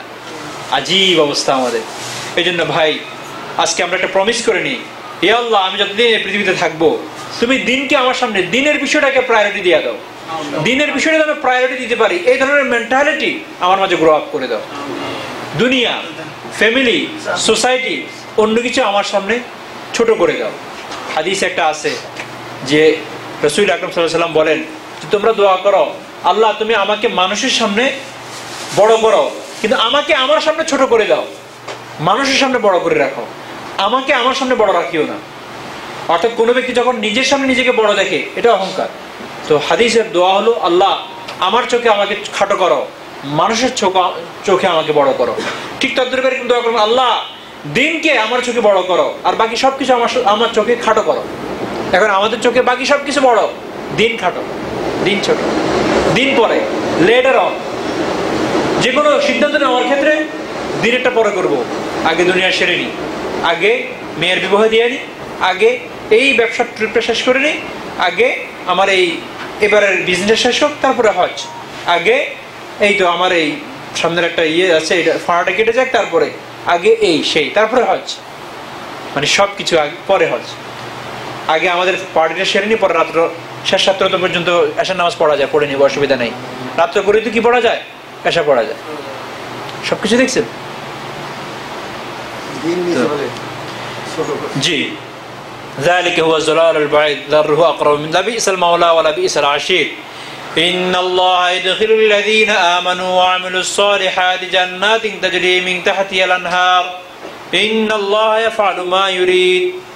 যেহেতু আল্লাহ তাআলা 100% কাফিরদের কথা আলোচনা করেছেন, আবার এর বিপরীতে মুনাফিকদের আলোচনাও করেছেন, তো এগুলো শুনে আমরা যারা একটু ইসলাম প্র্যাকটিক্যাল মুসলিম, একটু জান্নাত পাওয়ার আশা আছে, একটু ভয় লেগে উঠছে, জানি আমার কি অবস্থা হবে, ওদের ব্যাপারে আল্লাহ তাআলা সামনে বলেন ইন্নাল্লাযীনা আমানু ওয়া আমিলুস সালিহাত ইন্নাল্লাহা ইয়াদখিলুল লাযীনা, নিশ্চয় আল্লাহ তাআলা প্রবেশ করাবেন, আল্লাহ তাআলা তাদেরকে জান্নাত দিবেন যারা নাকি নেক কাজ করে। আমানু, ঈমান এনেছে। ঈমান শুধু আনয়ন করলে হবে না, ঈমানকে মেইনটেইন করার জন্য বাকি কাজগুলো করতে হবে। আমরা সকলে মনে করি আমার নাম তো আব্দুল মুমিন, তাহলে তো আমার আর কোনো কাজ নেই, নাম দিয়ে হয়ে যাবে। শুধু আব্দুল মুমিন নাম হলে কোনো কাজ হবে না। এই আব্দুল মুমিন নামটাকে ঠিক রাখতে হলে আল্লাহর দরবারে অনেক মেইনটেনেন্স আছে। মেইনটেনেন্স না করলে যেমন একটা বিল্ডিং, একটা ঘর, একটা বাড়ি থাকে না, ভেঙে যায়, এরকম আপনার ইমানিক যে লাইফ সেটাও ভেঙে যায়। সেটা হলো এর পাশাপাশি নামাজ, রোজা, হজ, যাকাত, মোরালিটি, সবকিছুর হক আদায় করা, এগুলো সব। তো আল্লাহ বলেন কোথাও পাবেন না ইন্নাল্লাযীনা আমানু, আল্লাহ ওই সমস্ত ব্যক্তিদেরকে জান্নাতে প্রবেশ করাবেন যারা ঈমান আনয়ন করেছে, এটা পাবেন না। এরকম তো আছে, এর পাশে শব্দ পাবেন ইন্নাল্লাযীনা আমানু ওয়া আমিলুস সালিহাতি। যখন এই আয়াতটা পড়লাম একবার, আরো পড়েন, সূরা বাইয়িনার মাঝে আছে ইন্নাল্লাযীনা আমানু ওয়া আমিলুস সালিহাতি উলাইকা হুম খায়রুল বারিয়া, তারাই হলো জগতে শ্রেষ্ঠ মানব। আরেক জায়গায় পড়েন সূরা কাহফের শেষের আয়াত থেকে ইন্নাল্লাযীনা আমানু ওয়া আমিলুস সালিহাতি লাহুম ওয়া আমিলুস সালিহাতি কানাত লাহুম জান্নাতুল ফিরদাউস নুজুলা। সেখানেও কাদের জন্য জান্নাতুল ফিরদাউস? ঈমান এবং আমল। কোথাও শুধু ঈমান নাই, শুধু ঈমান দিয়ে হলে তো আব্দুল মুমিন সাহেব হয়ে যেত। কত ব্যক্তি, লক্ষ লক্ষ লোক আছেন, ইভেন হয়তো বাহ্যিকভাবে সে প্র্যাকটিক্যাল মুসলিম না, কিন্তু সে বিশ্বাস করে এক আল্লাহ, এক ঈশ্বরে বিশ্বাসী, যথেষ্ট না। আরেকটা জিনিস শুনবেন, এই পৃথিবীতে আমরা কেউই জানি না কালিমার কিন্তু দুইটা পার্ট আছে। কালিমার কয়টা পার্ট? প্রথম পার্ট স্ক্যান করার কোনো মেশিন এই পৃথিবীতে নাই। কালিমার দুইটা পার্ট কি? লা ইলাহা ইল্লাল্লাহু, এটা হলো একটা পার্ট, এটা আল্লাহর সাথে, যে there is no lord but Allah. And then দ্বিতীয় পার্ট হলো মুহাম্মাদুর রাসূলুল্লাহ, মুহাম্মদ হলেন আল্লাহর রাসূল, বান্দা ও রাসূল। প্রথম পার্ট নিয়ে এই পৃথিবীতে বড় কোনো আলোচনা নেই, মানে পরীক্ষা দেওয়ার মতো বা দেখার মতো, ফাইন্ড আউট করার মতো কোনো মেশিন নেই যে আপনি আল্লাহকে বিশ্বাস করেন না করেন। কোনো ব্যক্তি দাড়ি রেখে, কোনো ইহুদি যদি আমাদের মসজিদে আসে, নামাজ পড়ে, আমরা তাকে কি বলবো? বাকি সে আল্লাহকে বিশ্বাস করে না করে, আমি ইহুদি বললাম, অন্য কিছু বলি, কোন স্পাই, সে আল্লাহকে বিশ্বাস করে না না করে এটা বুঝবেন কিভাবে? কোনো আছে, কোনো কিছু আছে, কোনো মেশিন আছে? এই পৃথিবীতে কেউই আমরা বলতে পারবো না। এটার এই পরীক্ষার রেজাল্ট কে দিবেন? আল্লাহ তাআলা দিবেন। কোথায় দিবেন? কাল ময়দানে মাহশারে দিবেন। এটা নিয়ে বড় ধরনের কোনো তর্ক বিতর্কও নাই, এটা দেখানোর কোনো প্রতিযোগিতার ময়দানও নেই। কিন্তু আপনি আল্লাহর প্রিয় বান্দা কিনা, বা এই কালিমা পুরোটা আপনি মানেন কিনা, দ্বিতীয় পার্ট অন্তত এই পৃথিবীতে বোঝা যাবে। সেটা হলো মুহাম্মদুর রাসূলুল্লাহকে মানেন কিনা। কারণ মুহাম্মদ রাসূলুল্লাহ তো বিলিভের ব্যাপার না, আমল করার ব্যাপার। আগেরটা বিলিভের ব্যাপার, আগেরটা বিশ্বাসের সাথে সম্পর্ক, পরেরটা প্র্যাকটিসের সাথে সম্পর্ক। কালিমার প্রথম পার্টটা হলো বিশ্বাসের সাথে, আর পরেরটা হলো, তাহলে আরেকটা বলি, কালিমার প্রথম পার্টটা হলো ইনসাইড, পরের পার্টটা হলো আউটসাইড। এই জন্য বলা হয় ঈমান, কালিমার প্রথম পার্টটা কন্টেইন ইনসাইড দ্য হার্ট, আর পরের পার্টটা এটা হলো বাহিরের। এই জন্য বাহিরটা কিন্তু দেখা যাবে, আপনি বাইরের পার্টটা মানেন কিনা, দাঁড়িয়ে আছে, বাইরের পার্টটা মানেন রাত অন্ধকারে ফজরে যাচ্ছেন, বাইরের পার্টটা মানেন কিনা হালাল হারাম মানিয়ে চলেন, বাইরের পার্টটা মানেন কিনা আপনি আপনার ফ্যামিলিকে মোটামুটি জাহান্নামের আগুন থেকে বাঁচানোর চেষ্টা করেন। বাইরের পার্টটা হলো এটা মুহাম্মদুর রাসূলুল্লাহ, আপনি আল্লাহর রাসূল আনহ্যাপি হন, ইসলামের কোনো কিছু কটূক্তি করেন অথবা কেউ ইসলাম নিয়ে ক্রিটিসাইজ করেন, আপনার সহ্য হয় না, তাহলে সেকেন্ড পার্টে আপনি আছেন। তাহলে এই পৃথিবীতে দেখার মতো সেকেন্ড পার্ট, এখানে দেখার বিষয় আর কিছু তো লাগে না, মুহাম্মদুর রাসূলুল্লাহ। বাইরের পার্টটা আমাদের ফলো করি, তাহলে তো আমাদের ভিতরের পার্ট যেটা লা ইলাহা ইল্লাল্লাহ মুহাম্মাদুর রাসূল, ওইটা যত বেশি ভিতরের পার্ট মজবুত হবে, এটার রেজাল্ট দেখা যাবে বাইরের পার্টে। কারণ ভিতরের পার্টের মেইন বিষয়টা কি? ইত্তাকুল্লাহ, আলিফ লাম মিম যালিকাল কিতাব লা রাইবা ফীহি হুদাল লিল মুত্তাকিন। আল্লাহ বলে যে আমার এই কিতাবটা দিয়েছি কাদের জন্য, এবং আমার এই কিতাবটা, এই গ্রন্থটা হেদায়েত হবে কাদের জন্য? মুত্তাকিদের জন্য। মুত্তাকি কারা? আল্লাযীনা ইউমিনুনা বিল গায়ব। কালিমা তাইয়্যিবার মনে হয় যেন অর্থ করতেছে। দেখেন কালিমা তাইয়্যিবার অর্থ কিভাবে? মুত্তাকি হবেন তারা যারা নাকি ইউমিনুনা বিল গায়ব, আমাকে না দেখিয়াও, চোখে না দেখিয়াও বিশ্বাস করে। এরপরে কিন্তু কালিমা তাইয়্যিবার সেকেন্ড পার্টের অর্থ ওয়া ইউকিমুনাস সালাতা আল্লাযীনা ইউমিনুনা বিল গায়ব। এরপরে কি? ওয়া ইউকিমুস সালাহ। এরপরে কি? ওয়া ইউতুজ যাকাত, যারা নামাজ পড়ে। কিছু ইসলামের বেসিক আলোচনা করতেছে। তাহলে নামাজ পড়তে দেখা যাওয়াটা পরের পার্ট। আল্লাহ রাসূল সাল্লাল্লাহু আলাইহি ওয়াসাল্লাম দেখাই গিয়েছেন কিভাবে নামাজ পড়বেন। যাকাত দুইটা আনছে, ইবাদতের নাম মধ্যে থেকে কয়টা আনছেন? দুইটা। উলাইকা হুমুল মুফলিহুন। এরপর আল্লাহ উলাইকা আলা হুদাম মির রাব্বিহিম ওয়া উলাইকা হুমুল মুফলিহুন। এরাই হেদায়েত প্রাপ্ত লোক এবং এরাই সফলকাম লোক। তাহলে আমরা বুঝে গেলাম যে ভিতরটা যদি আপনার মজবুত হয়, অটোমেটিক আপনার বাহিরটা দেখাই যাবে। ভিতরটা তো তাকওয়া।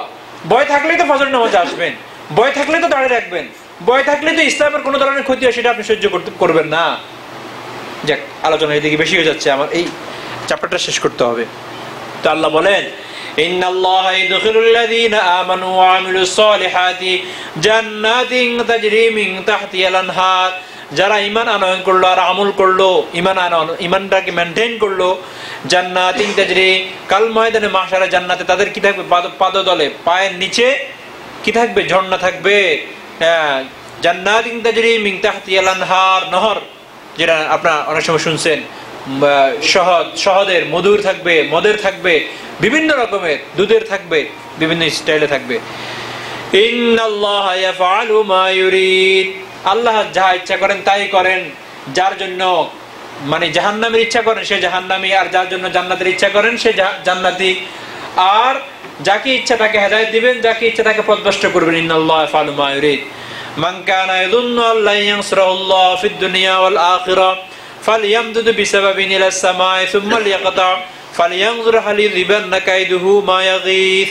এরপর আল্লাহ তাআলা বলেন যে তোমাদের মধ্যে মক্কার কাফেররা অনেক সময় রাসূল আকরাম সাল্লাল্লাহু আলাইহি ওয়াসাল্লামের ব্যাপারে বলতো যে মুহাম্মদ সবসময় বলে বিজয় তারই হবে, সাহায্য তারই পক্ষে থাকবে, আল্লাহ তারই উপর সন্তুষ্ট এবং সফলতা তারই। এই কথাগুলো বলতো। তো তখন মক্কার কাফেররা বলতো এগুলো এক বকওয়াস কথাবার্তা, নাউযুবিল্লাহি মিন যালিক। তো আল্লাহ তাআলা এখানে উত্তর দিচ্ছেন মান কানা ইয়াযুন্নু আল্লা ইয়ানসুরাহুল্লাহু ফিদ দুনিয়া ওয়াল আখিরাহ।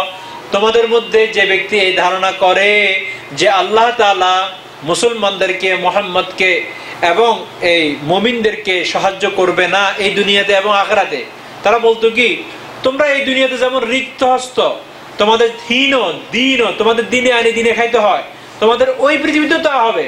এবং তারা গর্ব করে বলতো কি জানো? আল্লাহর কাছে কে ভালো, কে এই পৃথিবীতে সুখী এবং ওই পৃথিবীতে সুখী থাকবে জানো? যারা এখানে ধনবান তারা ওখানেও ধনবান। মক্কার কাফেররা তো অনেকে ধনী ছিল না।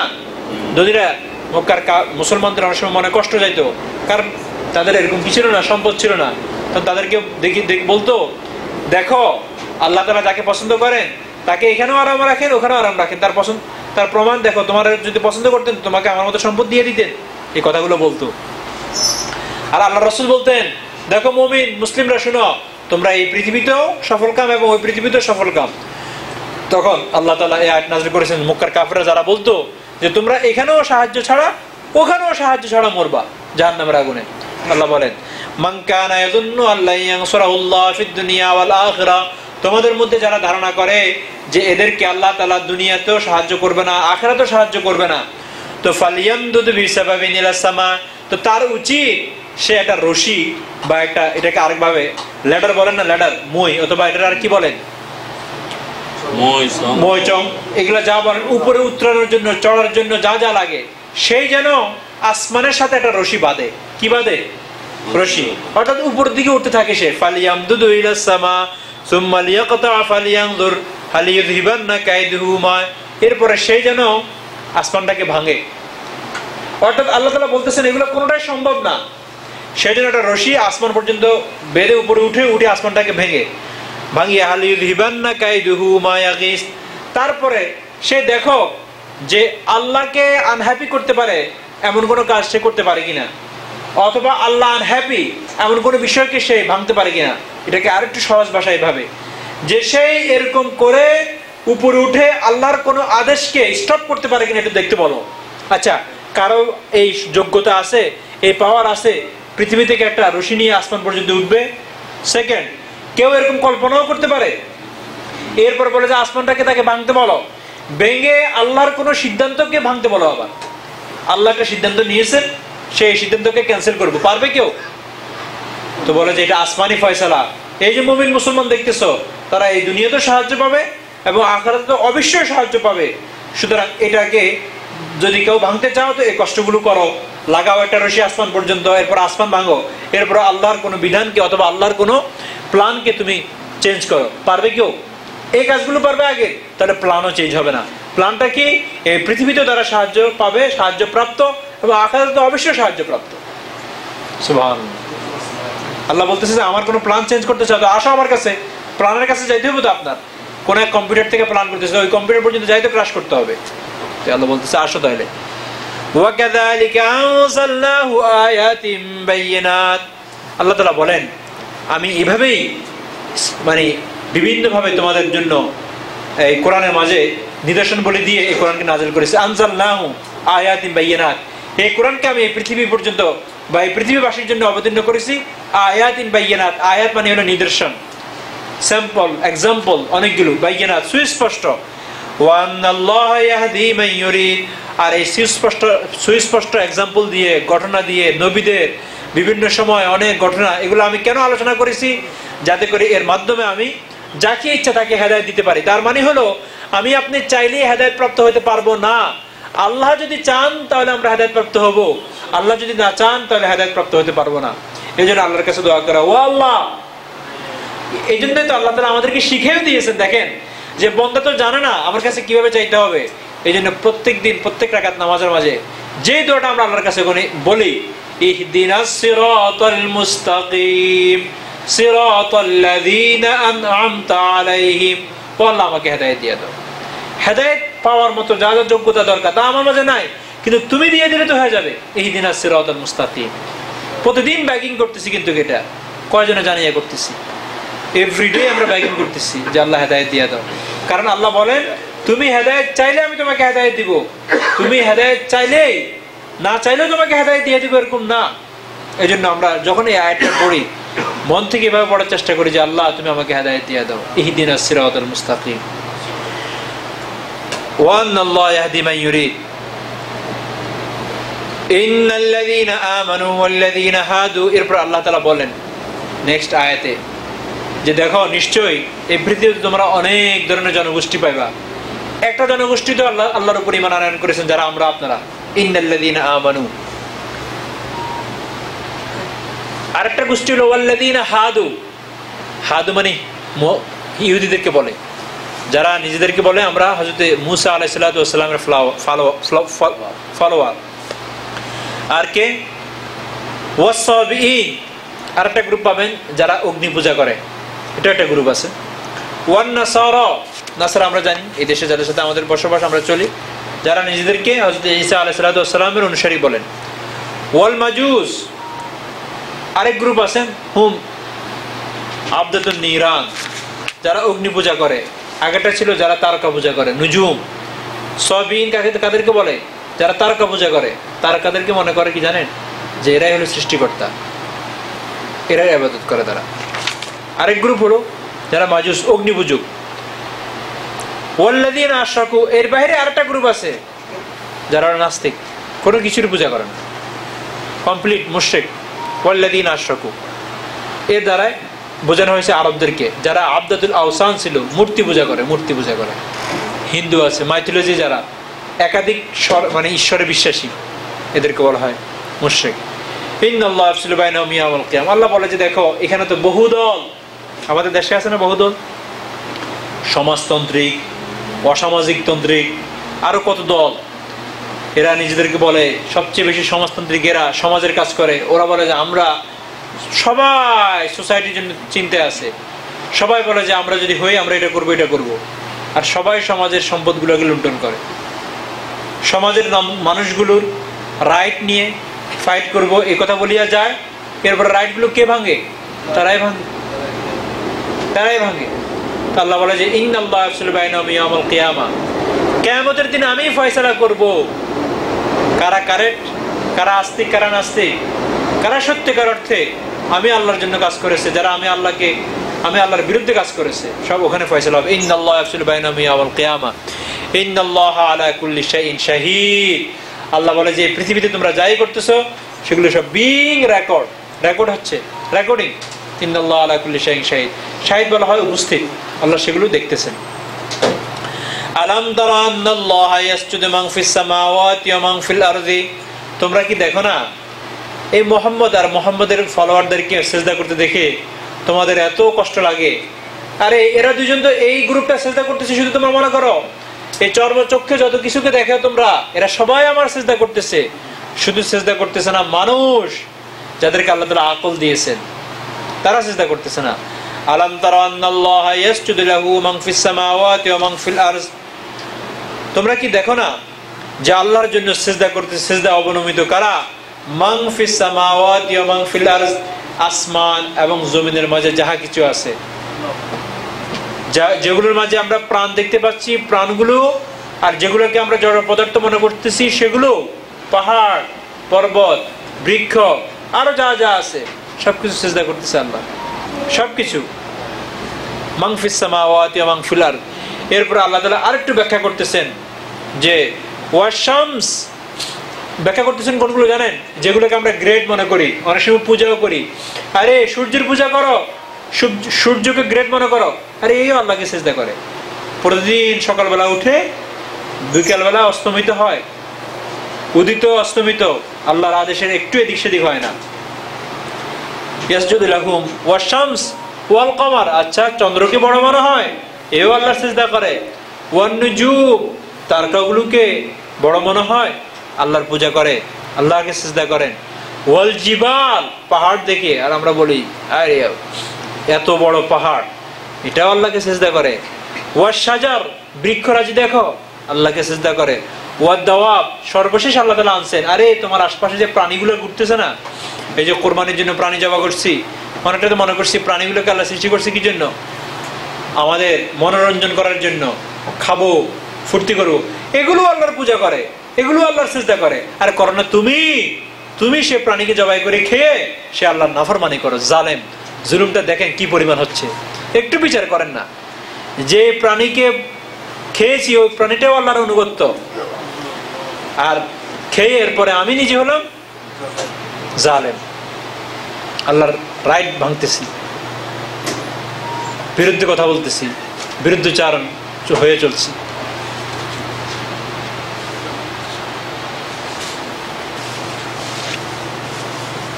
ওয়া কাসীরুম মিনান নাস, এরপর আল্লাহ তাআলা মানুষের নাম আনছেন যে অনেক মানুষ আমার ইবাদত করে, তুমি না করলে কি হবে?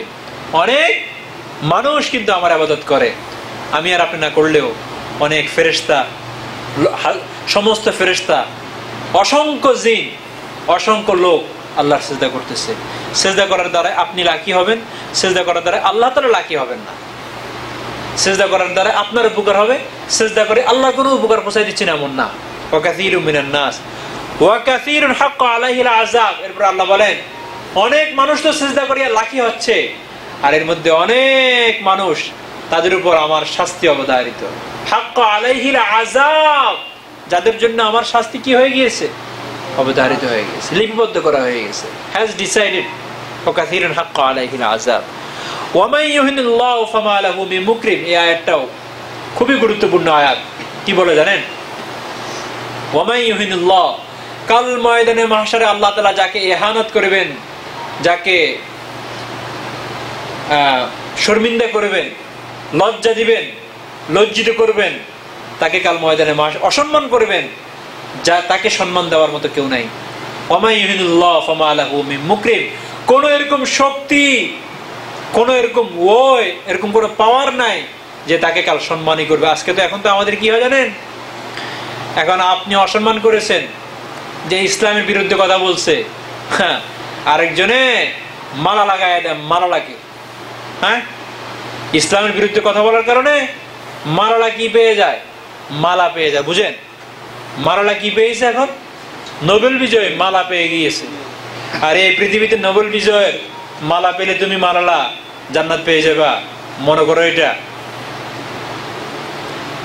আপনি হয়তো বললেন যে তাকে আমরা এই পৃথিবীতে হয়তো এদিক সেদিক বহু ধরনের নোবেল পুরস্কার পাইতে পারেন।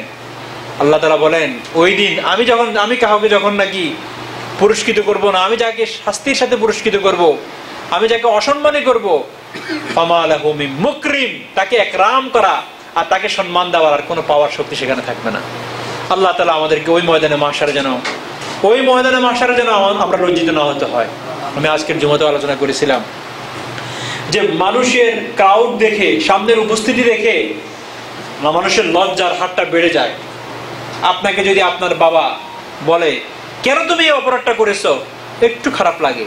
বাবা মা জেনে গেলেও তো ঘর থেকে বের হওয়ার পরে আপনি আবার সাধু বাবু, আপনাকে কেউ দেখলো না, শার্টটা পরে জ্যাকেটটা পরে আপনি আবার কথা বলতেছেন, হাসতেছেন।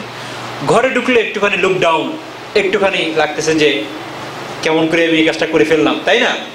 কিন্তু আপনি জানেন বাইরে কেউ জানে না, সেম একটা অপরাধ এলাকার লোকরা জেনে ফেললো বা ঘরের সবাই জানলো, তো যখনই আপনার ঘরের ফ্যামিলিদের সাথে দেখা হয়, আত্মীয় স্বজনের সাথে, শরম লাগে।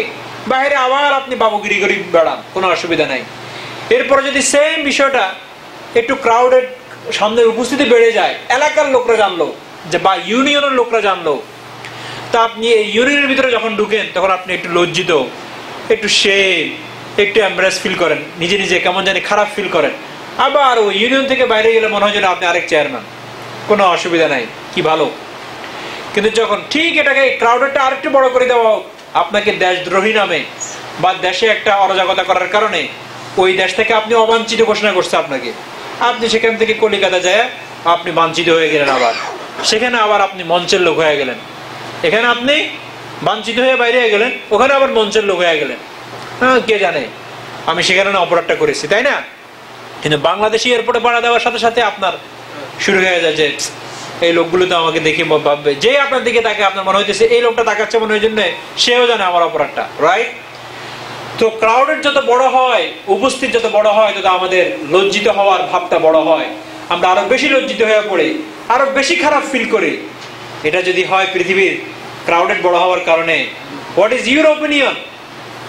যখন ময়দানে মাহশারে আপনি দাঁড়াবেন অপরাধ নিয়ে, যখন ময়দানে মাহশারে আপনি অপরাধ নিয়ে দাঁড়াবেন, যেখানে এই পৃথিবী, যেটা পৃথিবীতে এই মানে পৃথিবীর এই সময় পর্যন্ত যারা সৃষ্টি হয়েছেন এবং যারা কিয়ামত পর্যন্ত সৃষ্টি হবেন, তাদের সবাই সেখানে দাঁড়াবে।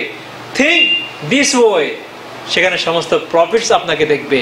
হযরত ইব্রাহিম আলাইহিস সালাম আপনাকে দেখবে, হযরত মুসা আলাইহিস সালাম আপনাকে দেখবে, হযরত ঈসা আলাইহিস সালাম আপনাকে দেখবে।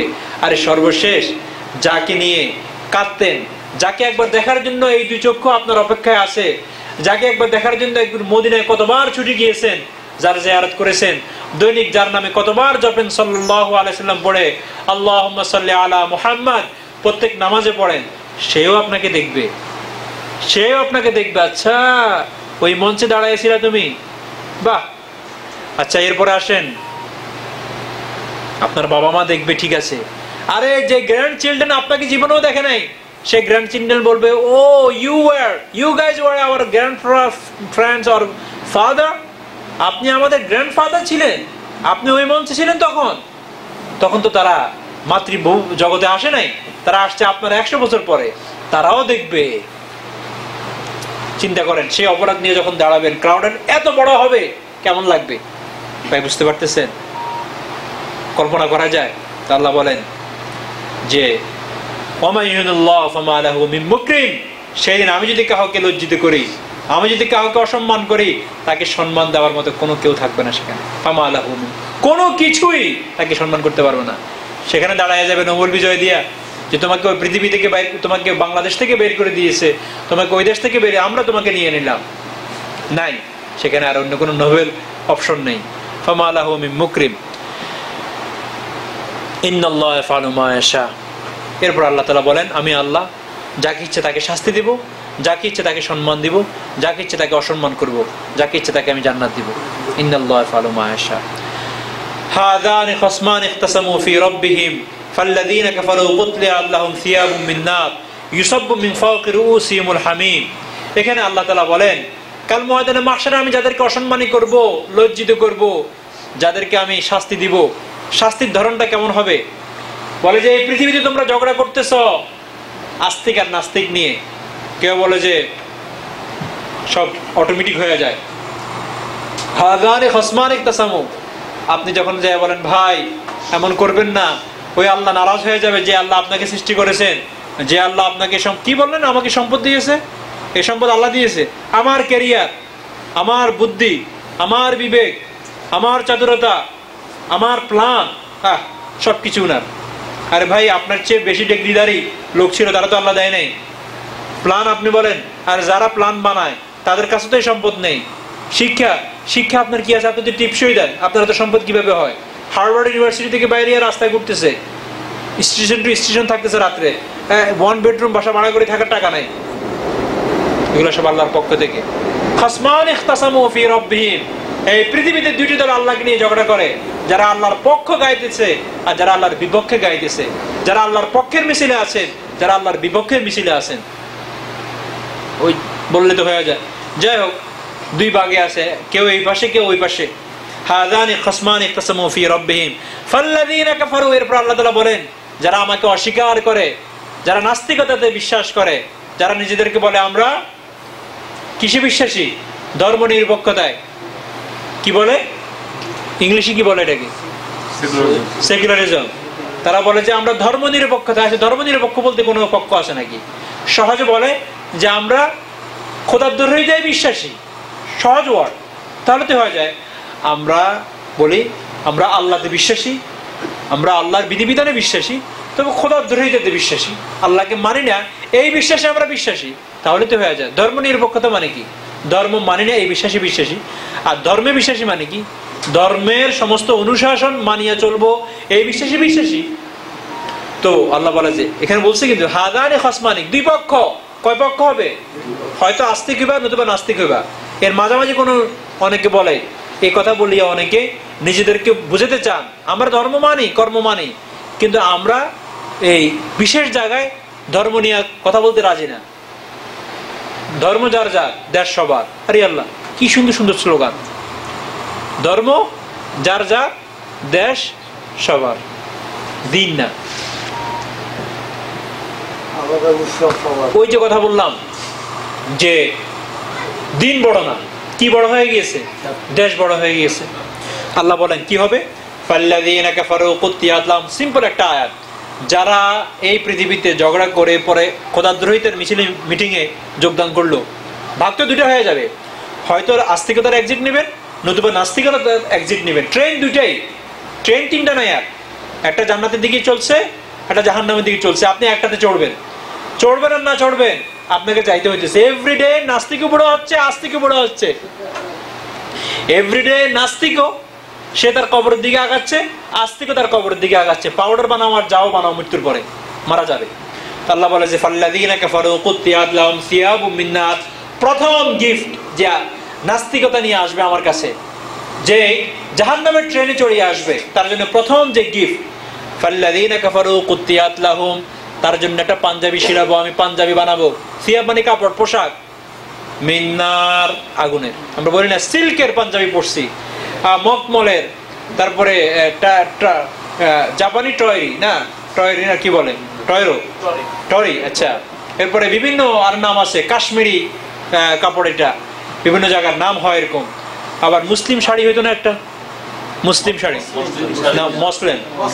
আসলে মসলিম মানে কি? নরম, যে না মসলিম যেভাবে লেখে ম দন্তস্ব লরস্বীকার ময়ে লিখতো, আমরা মসলিম মনে করি না। আবার কিন্তু আমাদের দেশের মুসলিম শব্দটা মসলিম হয়ে গেছে। যেমন নামাজ রোজার এগুলোর বিকৃত শব্দ, ঠিক এটা মুসলিম শব্দ বলে। মুসলিম বলতে কোনো ওয়ার্ড নাই, মুসলিম হবে। বাট এটাকে একটু একার আকার লাগাইয়া এটা একটা কাপড়ের নাম লাগাই দেওয়া হয়েছে। তবে মসলিম না, কিন্তু শব্দটা মসলিমই লিখতো তারা, বাংলা যেভাবে লেখে। তবে এটা খুব সফট এটা খুব মসৃণ ছিল, এটা নাকি অনেক বড় কাপড়কে ছোট্ট একটা কন্টেনার ভিতরে আপনি কন্টেন করতে পারতেন, যদিও বলা হয় যে ম্যাচের বক্সের ভিতরে রাখা হয়, এটা একটু বাড়তি কওয়া আর কিছু না। তো বলা হয় যে তার কাপড়টা কি হবে? আগুনের। কোরআনের আয়াতের অর্থ বলতেছি, তার জন্য কাপড় বানানো হবে সিয়াবুন মিন নার ইউসাব্বু মিন ফাওকি রুউসিহিমুল হামিম, তার মাথার উপর থেকে তাকে গরম পানি ডালা হবে। বলা হয় যে ওই গরম পানিটা এত গরম হবে, যদি তার সামান্যতম এক ফোঁটায় জমিনের উপর ঢালা হয় তো মেল্ট হয়ে যাবে সাথে সাথে। কারণ আপনি যখন নাকি মোমের উপরে গরম পানি ডালবেন, বা আমাদের যে গোশত যখন ফ্রিজ হয়ে যায়, চর্বি যখন গরম পানি পায় সাথে সাথে মেল্টিং শুরু হয়ে যায়, রাইট? বলে যে ওর ফোঁটা যদি জমিনের উপর পড়ে সাথে সাথে মেল্ট হয়ে যাবে, আর এটা তার মাথার উপরে ডালা হবে, সাথে সাথে ব্রেন, কলিজা, গুদ্দা, লিভার সব গলে যাবে।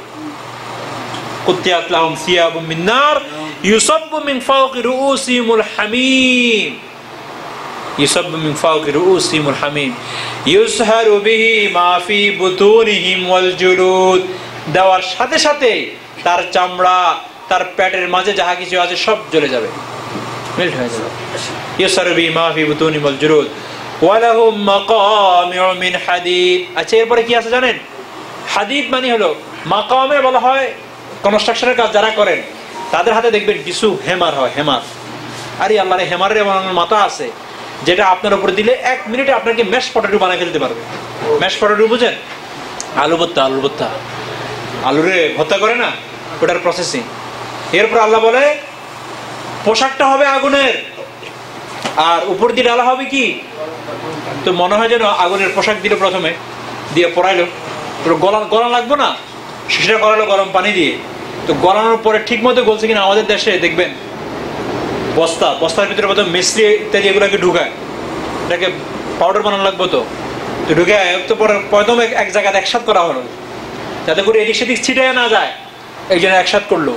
আপনি মনে করেন না চুনের যে টুকরাগুলো এগুলোকে তো একসাথ করে প্রথম জাগড়ায় টাগড়ায় ঠিক মতো রাখে, এরপরে এবার হ্যামারিং করে, একটাও যেন সব যেন পাউডার হয়ে যায়। এরপর আল্লাহ বলে যে লোহার হ্যামারিং করা হবে, মাকামিউ মিন হাদিদ। আর কিছু থাকবে? আরে আগে তো মেল্ট হয়ে বসে আছে এমনি। আল্লাহু আকবার, বড় ভয়াবহতার অবস্থা। আল্লাহ আমাদেরকে হেফাজত করেন। আল্লাহ, এত কঠিন শাস্তি আমরা সহ্য করতে পারবো না।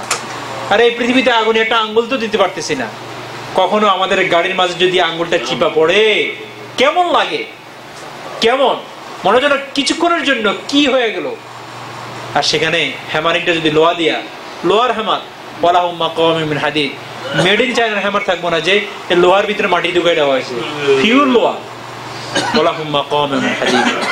এরপর আল্লাহ তাআলা বলেন অবস্থাটা কি হবে যখন পোশাক হবে লোহা, বাইরে বার কোনো পথ নাই, আবার ওর ভিতরে তো মানে গরম পানি দিয়ে ঢালা হলো, এরপরে হ্যামারিং হবে লোহা দিয়ে। কুল্লামা, লোহার হ্যামারিং এর সাথে সাথে কুল্লামা আরাদু আন ইয়াখরুজু মিনহা মিন গাম্মিন উঈদু ফিহা, সাথে সাথে বান্দা চাবে, কষ্টে সহ্য না করতে পারে, অসহ্য হয়ে ভাগতে চাবে। কুল্লামা আরাদু আন ইয়াখরুজু মিনহা মিন গাম্মিন, যখনই বান্দা কষ্টে অসহ্য হয়ে অস্থির হয়ে ভাগার জন্য চেষ্টা করবে, সাথে সাথে তাকে আবার ফিরানো হবে। কুল্লামা আরাদু আন ইয়াখরুজু মিন গাম্মিন উঈদু ফিহা ওয়া যুকু আযাবাল হারিক, এবং তাকে বলা হবে তুমি এই যন্ত্রণাদায়ক শাস্তি আস্বাদন করতে থাকো। ওয়া যুকু আযাবাল হারিক, এভাবে চলতে থাকবে। এরপরে আল্লাহ তাআলা আবার, যেহেতু জাহান্নামের চিত্রের কথা বলা হয়েছে না, জান্নাতে জাহান্নামে কিরকম হবে একজন জাহান্নামীর পোশাক, এই খানা পান করতে চাবে, সেটাও দিবে, রক্ত আর পুজ, গলিত পুজ, পান করার সাথে সাথে ঠোঁট দাঁত নিয়ে সবকিছু এভাবে আপনার, আমাদের যখন নাকি ওই যে ছুরি, বা আমরা অনেক সময় দেখবেন অনেক এরকম ফ্রুটের ভিতরে এটাকে ব্লান্ডার করার জন্য, যখন আপনি ফ্রুটগুলো ছেড়ে ব্লান্ডার করে দেন, সাথে সাথে এটাকে কি করে দেওয়া হয়, কিমা বানাই দেওয়া হয়, কিমা মেশিন মনে করেন, ঠিক ওই রক্ত এবং গলিত পুজগুলো কিমা মেশিনের মতো হবে, সবগুলাকে ছড়ায় আসতে নিচের দিকে নিয়ে যাবে, পুরা থ্রোট আপনার সবকিছু, এরকম হবে অবস্থা। তো জাহান্নামের চিত্রটা বলার পর আল্লাহ তাআলা জানেন যে এই জাহান্নামের ভয়ে কিছু মুমিনের মন তো কেঁপে উঠবে, তো তাদেরকে তো কিছু সুসংবাদ শোনানো উচিত। এরপরে জান্নাতের আলোচনা শুরু। ইন্নাল্লাহা ইউদখিলুল্লাযীনা আমানু, এরপর আল্লাহ তাআলা এখান থেকে শুরু করেন, যারা জান্নাতে চলে যাবে, আল্লাযীনা আমানু ওয়া আমিলুস সালিহাতি, এখান থেকে জান্নাতের ভিতরে যে সুসংবাদ, জান্নাতের ভিতরে যে নাজ ও নেয়ামত, এগুলোর প্যাকেজ নিয়ে আলোচনা করবে আল্লাহ তাআলা ইনশাআল্লাহ। এটা হলো পরবর্তী চ্যাপ্টার। আল্লাহ যদি হায়াতে বাঁচা রাখেন আগামী সপ্তাহে আলোচনা করব। সবচেয়ে বড় মুগ্ধ কথা আজকের আলোচনা থেকে যেটা আমরা পাই সেটা হলো যে জাহান্নামে যাওয়ার জন্য শুধুমাত্র জাহান্নামে এমন না যে আমি জাহান্নাম থেকে নিজেকে রক্ষা করতে পারবো জান্নাতি কাজ করলে, জান্নাতি আমল করার পাশাপাশি আমার বিলিং, আমার বিশ্বাস, এটা তো এর মাঝেও আমাকে অনেক পরিবর্তন আনতে হবে।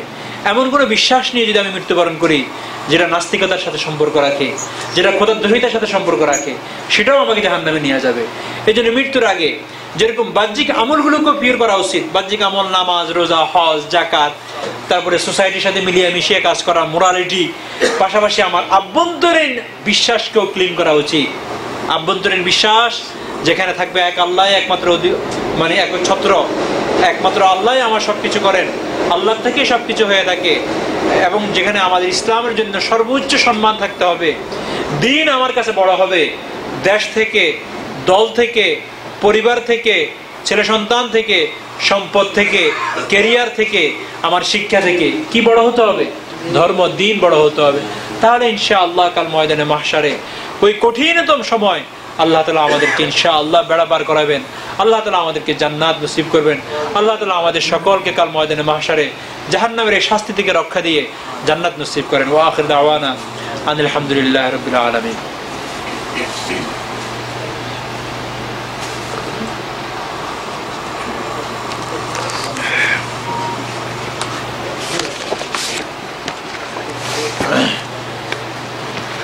ইয়া আল্লাহ।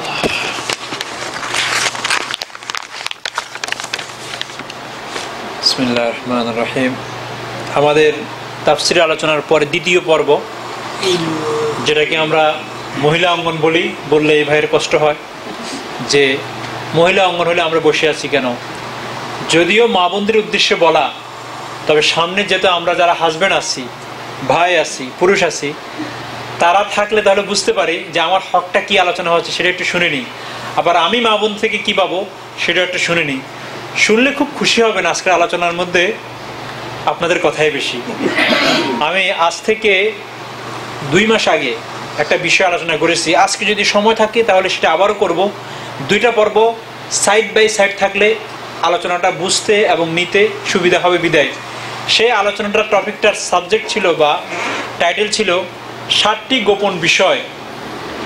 আমরা সবাই জানি যে দ্বিতীয় পর্বে আমরা যে আলোচনাগুলো করি একমাত্র আমাদের দাম্পত্য জীবন কিভাবে সুন্দর হতে পারে।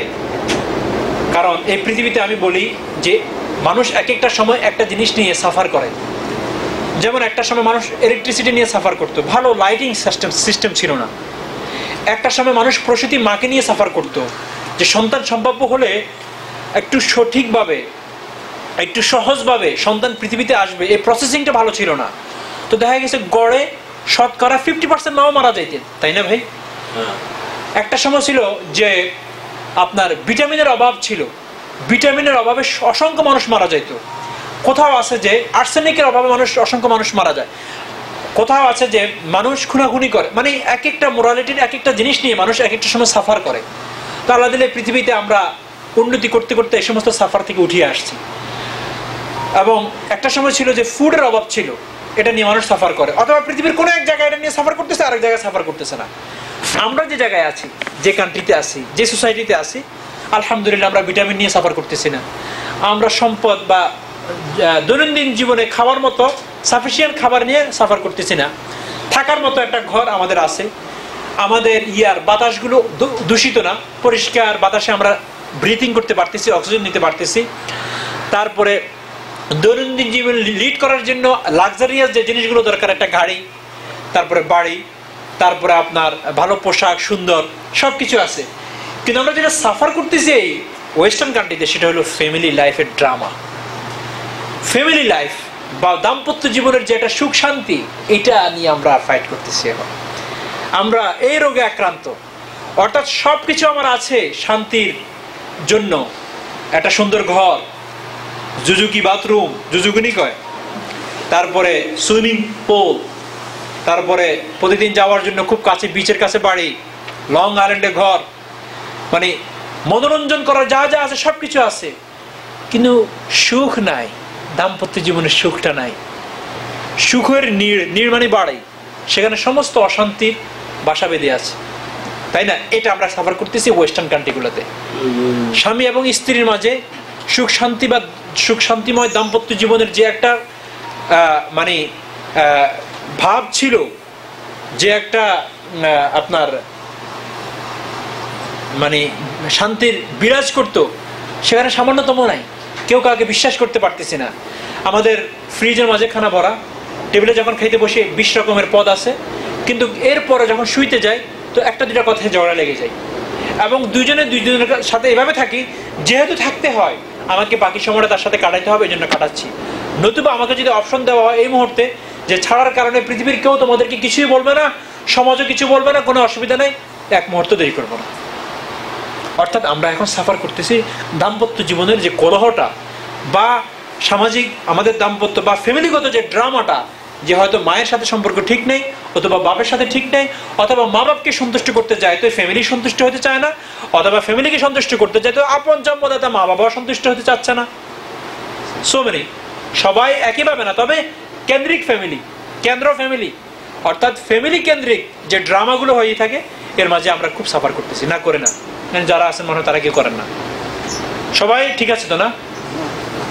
এই মুরব্বী মনে ঠিক আছে, কোনো অসুবিধা নেই। এটাকে বলে বিচারের বাণী নীরবে নিবৃতে কাঁদে। অর্থাৎ অবস্থা এরকম, বিচার কার কাছে দিবেন? এক হাকিম, ওনার কাছে বিচার আসছে। তো বিচার আসার পরে উনি বিচার করতে ডিলে করতেছেন। তো বিচারকের যিনি বিচার চাচ্ছেন, উনি হাকিমকে বললেন যে আপনি বিচার করতে দেরি করতেছেন কেন?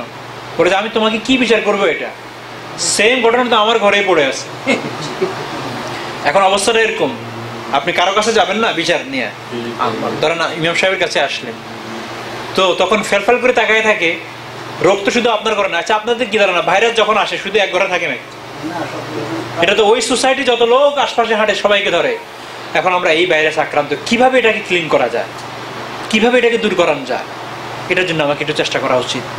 এর জন্য যদি ইনকাম একটু কম করতে হয় একটু কম করি, এর জন্য যদি ঘরে একটু বেশি সময় দিতে হয় একটু বেশি সময় দিই, এর জন্য যদি আমাকে আরেকটু আমার মোরালিটি, আমার সততা বাড়াইতে আমি তা করার চেষ্টা করি, কিন্তু আমরা তা করি না। আমাদের কাছে এখন হলো যে আমি ডবল জব করি, একজন স্ত্রী চলে গেলে আরেকজনকে আনবো, তো আপনার ধারণা কি দ্বিতীয়জন থাকবে? দ্বিতীয়জন তো সেম রিজনের কারণে চলে যাবে। এই জন্য আজকে আগে আমি ওই সপ্তাহে আলোচনা করেছিলাম যে 7টি বিষয় যা একজন স্ত্রী স্বামীকে বলে না, 7টি গোপন বিষয় যা একজন স্ত্রী, একজন মা জাতি প্রকাশ্যে বলতে চায় না, কিন্তু এক্সপেক্ট করে, কিন্তু কি করে, আশা করে। জিনিসটা গোপন, জিনিসটা প্রকাশ করতে চায় না, কিন্তু সেটা আশা করে স্বামীর পক্ষ থেকে যে স্বামী আমাকে এটা করে। যেমন একজন স্ত্রী বলতে চায় না, তার ভিতরে ঘোরাঘুরি করে, স্বামী আমাকে বলো আমি তোমাকে ভালোবাসি এবং আমি তোমাকে খুব পছন্দ করি, একটা কথা, একটা বাক্য বললাম আমি, বুঝতে পারতেছেন? এরকম 7টি বিষয় আছে, স্ত্রীরা এগুলো আশা করে। 7টি গোপন বিষয় যা একজন স্ত্রী স্বামীর কাছ থেকে আশা করে। আমি আলোচনা করেছি এটা। এরপরে ইনশাআল্লাহ যদি ভুলে যায় থাকেন, আমি ইনশাআল্লাহ এরপরে আবার আলোচনা করব। আজকে বললো 7টি গোপন বিষয় যা একজন পুরুষ, যা একজন স্বামী আশা করে। আজকে উনি খুশি যে আজকে আমার ফ্লোরের কথা আসছে। আমার ব্যালেন্স রাখতে হবে তো। গত সপ্তাহে এমনি আমি অনেক তোপের মুখে পড়ে গেছিলাম, মা বোন নিয়ে বেশি আলোচনা করেছি। এই সপ্তাহে আমি একটু টপিক চেঞ্জ করলাম। 7টি গোপন বিষয় পড়াতে চাইছিলাম, আরো বেশি আছে, কিন্তু যেহেতু মা বোনেরটা 7টি বলে ফেলছি, এটা 8টি বললে তো আমার উপর থেকে আবার তোপের মুখে পড়তে হবে। এই জন্য 7টাই লিমিটেড ইন্টু 7। 7টি গোপন বিষয় যা একজন স্বামী বা একজন ভাই বা একজন পুরুষ আশা করে তার স্ত্রীর পক্ষ থেকে যে আমার স্ত্রী এটা করুক, কিন্তু বলতে চায় না মুখে, কিন্তু প্রকাশ করতে চায় না। বলবো? এর মধ্যে একটা বিষয় আমরা খুব খেয়াল করি যে স্ত্রী এবং স্বামী দুইজনের ক্ষেত্রে আমার এই কথাটা মানে সমান, যে আমরা স্বামী হিসাবে অনেক সময় মাদের মন পড়তে চাই না, রিড করতে চাই না।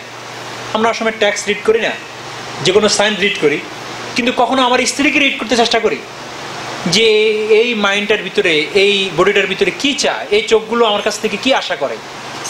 ঠিক তদ্রূপ অনেক স্ত্রী অনেক স্বামীকে রিড করতে চান না, স্টাডি করতে চান না যে আমার স্বামী কোন ক্যাটাগরির, আমার স্বামী আসলে কি চায়, এবং আমার স্বামী কি বিষয়ের প্রতি তার দুর্বলতা আছে, কোন জিনিসটা করলে সে বেশি খুশি হয় আর কোন বিষয়টা করলে সে বেশি নারাজ হয়। রিড করা করতে চায় না। প্রত্যেক স্বামী একই রকম না, যেমন প্রত্যেক স্ত্রীও একরকম না, প্রত্যেক মানুষই একরকম না। যেমন একই ঘরে 5 ছেলে, আপনার 5 ছেলে 5 রকম কিন্তু, এবং আপনি ট্রিট ওইভাবেই করেন।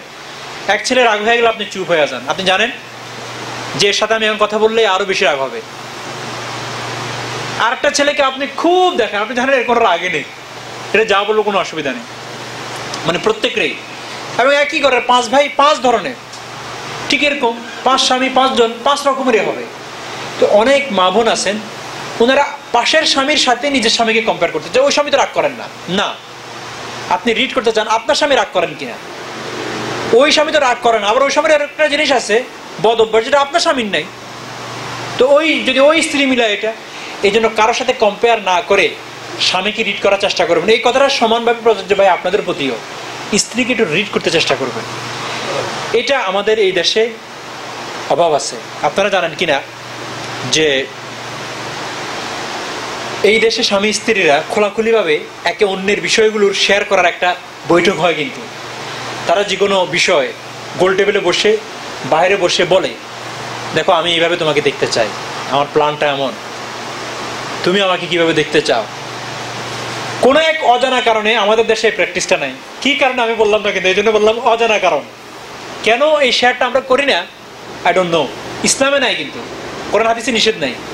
কোনো এক অজানা কারণে আমরা এক অন্যের কাছে এই প্রশ্নগুলো করি না যে তুমি কিভাবে চাও আমাকে, বা আমি কিভাবে তোমাকে চাই। এগুলো শেয়ার করা কিন্তু তারা, এবং শেয়ার করার একটা প্রচলন এই দেশে আছে।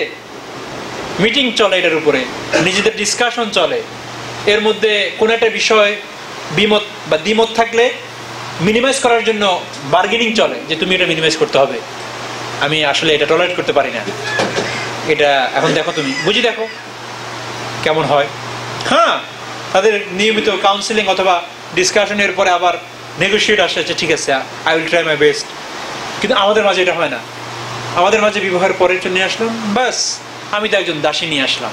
আবার মানে তার আবার সে কিসের, সে বলি না, সে কি বলি আমরা, চাওয়া পাওয়া, এটা কিসের আবার? আমার চাওয়াই তার চাওয়া, আমার পাওয়াই তার পাওয়া, আমার না চাওয়াই তার না চাওয়া, আমার না পাওয়াই তার না পাওয়া, আমার ইয়েস তার ইয়েস, আমার নো তার নো। আমরা এরকম মনে করি, অন্যভাবে নেবেন না। Take it easy, don't take it other way. আমি একজন হাজবেন্ড, আমার মনে যদি আসে আপনাদের মনে আসবে, সুতরাং ড্রেসিং তো আমি নিজেই। তো এই বিষয়ে একটু চেষ্টা করি আমরা, যে বহু স্বামী স্ত্রী তাদের বিবাহিত জীবনে এরকম যোগাযোগহীনতার কারণে আমাদের অনেক সময় যায়, একটা সময় বিবাহ বন্ধনটা ঠিক থাকে না। আমরা একটুখানি যোগাযোগ মেনটেন করার চেষ্টা করি, একে অন্যকে বোঝার চেষ্টা করি। এই বুঝাবুঝি না হওয়ার কারণে একটা সময় আমাদের বিবাহ বিচ্ছেদ হয়ে যায়। এই জন্য প্রথম বিষয় যেটা একজন স্বামী চান কিন্তু কখনো মুখে স্বীকার করতে চান না বা বলতে চান না, সেটা হলো স্বামী সব কিছুর ঊর্ধ্বেই আপনার স্বামী আপনার শ্রদ্ধা পেতে চান স্ত্রীর কাছ থেকে। উল্টাটা বলছি কিন্তু স্ত্রীর সময়, স্ত্রী পেতে চায় ভালোবাসা, কিন্তু স্বামী পেতে চায় কি জানেন? শ্রদ্ধা। এটা একজন স্বামীর ভিতরে ঘুরে, যে স্ত্রী আমাকে কি করবে? শ্রদ্ধা করবে। আপনি যতই প্রগতিশীল হাজবেন্ড হন, প্রগতিশীল হাজবেন্ড বুঝছেন? প্রগতিশীল হাজবেন্ড হলো সে আই ডোন্ট মাইন্ড, স্ত্রী আমাকে এই মানিক এদিকে আসো এটা বললে আমি মাইন্ড করি না, প্রগতিশীল। কিন্তু ওই স্ত্রী যদি 10 জনের সামনে বলে মানিক কে এদিকে আয়, আপনি কিন্তু হয়তো কোনোভাবে কেটে যাবেন, কিন্তু আপনার এখানে ম্যাগ ধরে যাবে, কারণ আপনি টলারেট করতে পারবেন না। যতই আপনি প্রগতিশীল মডার্ন এবং সো কল অনেক সোসাইটির একটা প্রধান হন না কেন, মানিককে বললে আপনি রাগ হয়ে যাবেন, হবেন না? একজন as a desire of the man চায় তাকে স্ত্রী শ্রদ্ধা করবে। নারীরা এটা জানতে চায় যে তাদের স্বামীরা তাদের ভালোবাসেন, আর পুরুষরা জানতে চায় যে তাদের স্ত্রীরা তাদের শ্রদ্ধা করেন। নারীদের এটা বোঝা খুবই দরকার যে পুরুষদের জন্য শ্রদ্ধার গুরুত্ব কতখানি। একজন মুসলমান পুরুষ শৈশব থেকে এটা শিখতে শিখতে বড় হয় যে পুরুষকে প্রধানত সংসারের খাদ্য সংস্থানের এবং যাবতীয় ভালো মন্দের দায়িত্ব নিতে হয়। একটু কল্পনা করে দেখুন যে পুরুষ তার সাধ্যমতে যাবতীয় দায়িত্ব কাঁধে নিয়ে নেয়, সংসারে টিকিয়ে রাখার জন্য আপ্রাণ চেষ্টা করে, 14 ঘন্টা 12 ঘন্টা 16 ঘন্টা কাজ করে। সে সংসারে স্ত্রীর কাছে যদি সে কোনো শ্রদ্ধা না পায়, যে সংসারের জন্য সে এত সময় ব্যয় করে, তাহলে তো একজন পুরুষের জন্য কতখানি হতাশাজনক হতে পারে। একটু কল্পনা করেন, একজন স্ত্রী যদি ঘোষণা করে বেড়ায় যে সে তার স্বামীকে অনেক ভালোবাসে কিন্তু শ্রদ্ধা করে না, আমি অনেক ভালোবাসি তবে তাকে আমি শ্রদ্ধা করি না, তাহলে সে স্বামীর মন থেকে খুব শীঘ্রই স্ত্রীর প্রতি ভালোবাসা শেষ হয়ে যাবে। বুঝতে পারতেছেন? তো কোরআনে এই আয়াত থেকে আমরা উপর উল্লেখিত কথাগুলো জানতে পারি। এটা আমার কথা না, কোরআনের কথা। সূরা ইমরানের 34 নম্বর আয়াতে পাবেন আল্লাহ তাআলা বলেন, আর রিজালু কাওয়ামুনা আলান নিসা, পুরুষগণ নারীদের উপর কর্তৃত্বশীল মানে হলো যাকে কর্তা বানানো হয়েছে সে অনেকটা লিডার, আর লিডার চায় যাকে আমি লিড করতেছি সে আমাকে শ্রদ্ধা করে। ভালোবাসা তো আছেই, কিন্তু শ্রদ্ধা একটা শব্দ আছে, শ্রদ্ধা আর ভালোবাসা মনে হয় যেন ক্লোজ, নট ক্লোজ। যেমন মা বাবা সন্তানকে ভালোবাসে, শ্রদ্ধা করে না, সন্তান মা বাবাকে ভালোবাসে, শ্রদ্ধাও করে। ইয়েস, দুটাই আছে, শ্রদ্ধা ভালোবাসা ডিফারেন্ট, সেপারেট ওয়ার্ড। তো পুরুষগণ নারীদের উপর কর্তৃত্বশীল, যেহেতু আল্লাহ তাআলা তাদের মধ্যে একের উপর অপরকে প্রাধান্য দান করেছেন, এবং এই জন্য যে তারা স্বীয় ধন সম্পদ হতে ব্যয় করে থাকে। দেখেন স্বামীরা কি করে, নিজের মানে খেটে খাওয়া সারাদিনের শ্রম কার জন্য? স্ত্রীদের জন্যই তো। সুতরাং যে সমস্ত নারী পুণ্যবতী তারা অনুগত্য করে, আল্লাহর সংরক্ষিত ইজ্জত আবরু ও অন্যান্য জিনিস প্রচ্ছন্ন বিষয় সংরক্ষণ করে, তারাই হলো সফল কাম, এবং তাদের জন্য রয়েছে জান্নাতের সুসংবাদ কাল ময়দানে মাহশারে। সূরা আল ইমরান। দ্বিতীয়, সময় কম, এটা হলো প্রথম গোপন বিষয়। একজন স্বামী ডাইরেক্ট বলে না তুমি আমাকে শ্রদ্ধা করো না কেন, কিন্তু হি এক্সপেক্ট, প্রত্যেক স্বামী প্রত্যেক পুরুষ এটা এক্সপেক্ট করে স্ত্রীর পক্ষে যে আমার স্ত্রী আমাকে কি করবে, শ্রদ্ধা করবে।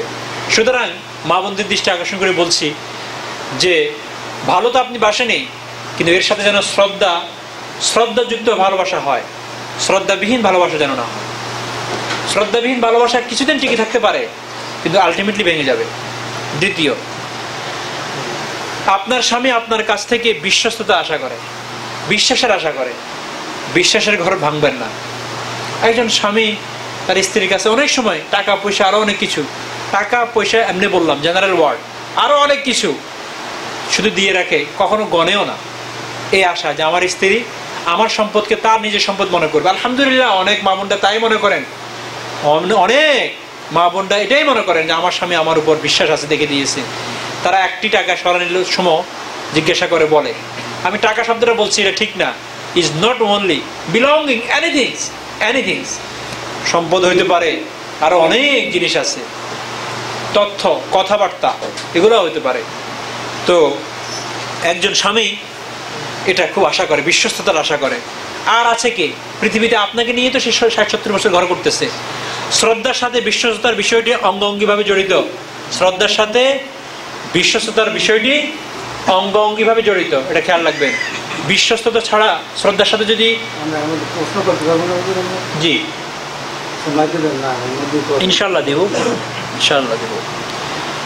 আপনার সম্পর্ক ভেঙে দিতে এই একটি ধারণায় সবচেয়ে দ্রুত কাজ করতে পারে যে আপনার সঙ্গীটি অবিশ্বস্ত। কোন স্বামী যদি দেখে স্ত্রী তাকে শ্রদ্ধা করে কিন্তু স্ত্রী বিশ্বস্ত না, তাহলে সম্পর্ক থাকবে? কারণ আমি বিশ্বস্ত স্ত্রী চাই।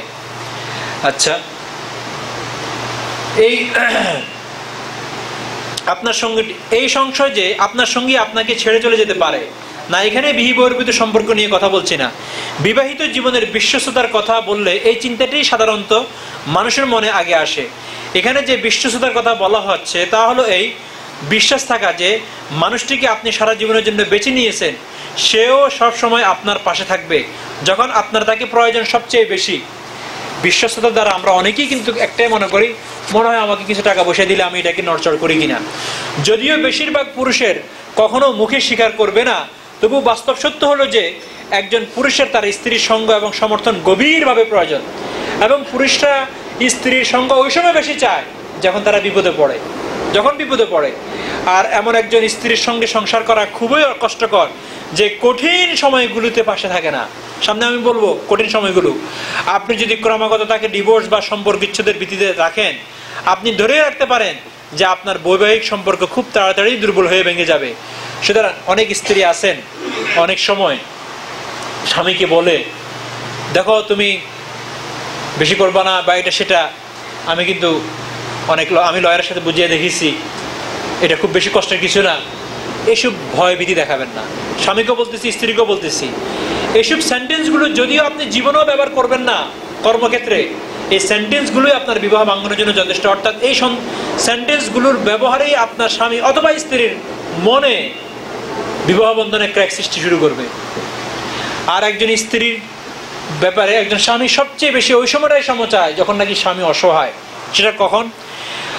আপনার স্বামী এটা দৃঢ়ভাবে বিশ্বাস করতে চান যে আপনি সব সময়গুলোতে তার পাশে থাকবেন, বিশেষ করে বিপদের সময়। যেমন তিনি নতুন কিছু চাকরি ব্যবসা এগুলো ধরতে যায় বিফল হয়ে গিয়েছেন, ব্যবসা ধরছেন, ব্যবসা বিফল, লাভ হয় নাই, খুব একটা খারাপ সময় যাচ্ছে। আপনি স্ত্রী আসতে শ্বশুর বাড়ির দিকে, নিজের বাপের বাড়ির দিকে চলে গেলেন, তোমার ব্যবসা নিয়ে তুমি থাকো, আমি যাই। এই সময় স্বামী আপনার উপস্থিতি খুব প্রয়োজন, কারণ ঘরের থেকে আপনি একটু সহযোগিতা করবেন, একটু বুঝাবেন। আপনি ঘর থেকে বলতেছেন আমি নাই, আমি গেলাম, আর তোমাকে না মানা করছি ধরতে না। আপনি এটা বলতে পারেন যে এটা তো তুমি লস করছো, সামনেতে ভালো করবা। যখন দেখে যে একজন স্ত্রী তখনও তার সহযোগিতা করতেছে না, তো বুঝতে পারে যে আসলে স্ত্রী আমার কাছে আছে বসন্তের কুকে, যখন মানি থাকবে তখন আছি। বিশ্বস্ততা হারাই ফেলান। তিনি কর্মহীন হয়ে পড়েছেন, লে অফ এদেশের ওয়ার্ড না, লে অফ হয়ে পড়ছেন। ফায়ার বললে তো অসুবিধা, বাস ওই সময় আপনি বললেন যে আমি ছুটিতে যাই, আমাকে বাংলাদেশে পাঠাই দাও। সবচেয়ে খারাপ সময়, আপনি এখন ওনাকে ছেড়ে চলে যাচ্ছেন। তৃতীয়, তার সুনাম নষ্ট হয়ে যাচ্ছে কোনো কারণে, সামাজিকভাবে সুনাম নষ্ট হয়ে যাচ্ছে, কোনো একটা কিছুতে উনি ফেসে গেছেন। আসলে আমাদের এই দেশে নিরপেক্ষ মানুষও মনে করেন আপনার দাঁড়িয়ে আছে, আপনি ফজরের সময় মসজিদে যাচ্ছেন, তো এখন ফজরের সময় মসজিদে যাওয়া মানে আপনি একজন জঙ্গি, না হলে ফজরের সময় মসজিদে যান কেন? কি ভাই, বাংলাদেশে আপনি মসজিদে যাবেন কেন? তাহলে ইনা কোনেন, আপনাকে দেখাতে পারলে মোটামুটি আগামী এক সপ্তাহ চলা যাবে, সরকার চলতে পারবে। আমরা আরেকজন পাইছি, এই যে হিজবুত তাহরিরের সদস্য। কিভাবে বুঝছেন? কারণ তার হাতে কোরআন শরীফ আছে, মুখে দাঁড়িয়ে আছে, এটাই হিজবুত তাহরিরের আলামত। তারা আল্লাহর কথা বলে, রসুলের কথা বলে, নিয়ে যাও। তো কোনো কারণে আপনার উপরে মাইক টাইক বাস বিভিন্ন যা হয়, আমাদের মিডিয়াগুলোর তো একটাই কাজ, কিভাবে মিথ্যাকে সত্য বানানো যায়। এই সময় স্ত্রী ওই কথা বিশ্বাস করলো, আমি স্ত্রী তার স্বামীকে জানে। আপনি বললেন তুমি যে এরকম, তা তো জানতাম না, তোমার সাথে আজকে 10 বছর ঘর করতেছি। এই বিশ্বাসটা হারাই ফেললেন। কথা বুঝতেছেন? তো এই কথাটাও খেয়াল করবেন, মা বোনদের দৃষ্টি আকর্ষণ করে বলছি। অনেক সময় আমরা এই বিপদের সময় কিন্তু ওই যে অমিনান্না আছে মাইয়া আবুদুল্লাহ আল্লাহ হারফিন, এবার ভাগালপুরের দিকে চলে যায়। তৃতীয়, তিনি আপনার কাছ থেকে, আপনার স্বামী আপনার কাছ থেকে আরো বেশি বেশি শারীরিক, এই শব্দটা যেটা এখন বলতেছি, এটাকে আপনাদের কাছে অনেক সময় কিছুটা ভিন্ন রকম মনে হবে, যেটা কেমন ওয়ার্ড, কিন্তু একজন পুরুষ এটা চায়। আর আমি নেচার নিয়ে কথা বলতেছি। এভাবে আল্লাহ তাআলা একজন পুরুষের বডিকে ডিজাইন করেছেন, এটা ইনস্টল করেই ডিজাইন করেছেন। যেমন একজন মা এবং একজন ভাই, মানে পুরুষ এবং মহিলার কিছু শারীরিক গঠনের দিক থেকে যেমন পরিবর্তন আছে, ডিফারেন্ট আছে, কিছু কার্যকলাপের দিক থেকেও ডিফারেন্ট আছে। টলারেন্স কম একজন মায়ের, কিন্তু একজন পুরুষের টলারেন্স অনেক বেশি। একজন পুরুষের দৈহিক শক্তি বেশি, এনার্জি বেশি, লম্বা সময় যুদ্ধের ময়দানে হোক বা দৈহিক যে কাজগুলো আছে 18 ঘন্টা 16 ঘন্টা স্ট্রেংথ কাজ করতে পারে, একজন মাথা পারে না, কিছুক্ষণ পরে আস্তে নেতিয়ে যায়। ঠিক তদ্রূপ এটাও একটা, যে আল্লাহ তাআলা একজন পুরুষকে এই কামনা করে, এই চাহিদা দিয়ে সৃষ্টি করেছেন যে তার কাছে শারীরিক মিলনটা তার শরীরের মাঝে, তার মনের মাঝে চায়। সো আপনার হাজবেন্ড বা আপনার স্বামী মনে বারবারে শারীরিক তৃপ্তি লাভের কামনাটা আসবে, এটা আসে, আপনি সেটা ইগনোর করবেন না। কি করবেন না? ইগনোর করবেন না। বারবার ইগনোর করার মাধ্যমে আপনার আসবে না, একজন মায়ের কম আসতে পারে, বারবার ইগনোর করার মাধ্যমে দাম্পত্য জীবনে ক্র্যাক আসবে। কিন্তু এই কথাটা কখনো একজন পুরুষ বলবে না, সহ্য করে যাবে। কথা বুঝতেছেন? আমি চাই আমাকে শ্রদ্ধা করো, আপনি যদি অশ্রদ্ধা করেন খুব একটা বলবে না, কিন্তু আবার অ্যানাউন্স করে বলবে না যে তুমি আমাকে শ্রদ্ধা করো, সহ্য করে যাবে। দ্বিতীয় যেটা বললাম বিশ্বস্ততা, সহ্য করে যাবে। ঠিক তৃতীয়টা বলতেছি, বলবে না এটা। আপনি যখন অ্যাভয়েড করবেন, চান্স দিবেন না, স্বামী কিছু বলবে না, কিন্তু স্লোলি এটা স্বামীর ভালোবাসার মাঝে ক্র্যাক সৃষ্টি করবে। স্পর্শকাতর এই প্রসঙ্গে যেটা এখন বলতেছি, কোনো কোনো সময় আমাদের কাছে কেমন জানি সংকীর্ণ মনতা অথবা অনেক সময় পশুসম, শরীর সর্বস্ব, এ ধরনের শব্দ আমরা ব্যবহার করি, যে এই ধরনের কথা তো মনে হয় যেন বিবাহটা এই জন্যই হয়েছে, এরকম মনে হইতে পারে। কিন্তু এটা চরম বাস্তবতা। পুরুষরা গভীরভাবে আল্লাহ তাআলা পুরুষদেরকে সৃষ্টি করেছেন, শারীরিক তৃপ্তি কামনা করেন এবং এভাবেই তাদেরকে সৃষ্টি করা হয়েছে, সত্য সত্য কাজেই যখন আপনি তাকে এইসব অজুহাত দেখান যে আমার এখন মনে চাচ্ছে না, অথবা আমার এখন মাথা ব্যথা করতেছে, অথবা ভালো লাগতেছে না, আরো অনেক সময় আরো শব্দ এসব দেশে তো আছে, আমার এখন মুড নেই, কি বলি, মুড। তো জেনে রাখুন, আপনার স্বামী আপনার উপর কিছুটা ক্ষুব্ধ হবে, ক্ষুব্ধ হয়ে ঘুমাইয়া পড়বে, কিছু বলবে না। যদিও তিনি মানে প্রকাশ করবেন না, প্রকাশ নাও করতে পারেন, আর এমনটি যদি প্রায়শ করতে থাকেন, তিনি আপনার উপর অসন্তুষ্ট হতে থাকবেন। আর এই অসন্তুষ্টির কারণে আপনার স্বামী ছোটখাটো বিষয়ও অহেতুক তিক্ত আচরণ করতে শুরু করবেন। বুঝতে পারতেছেন?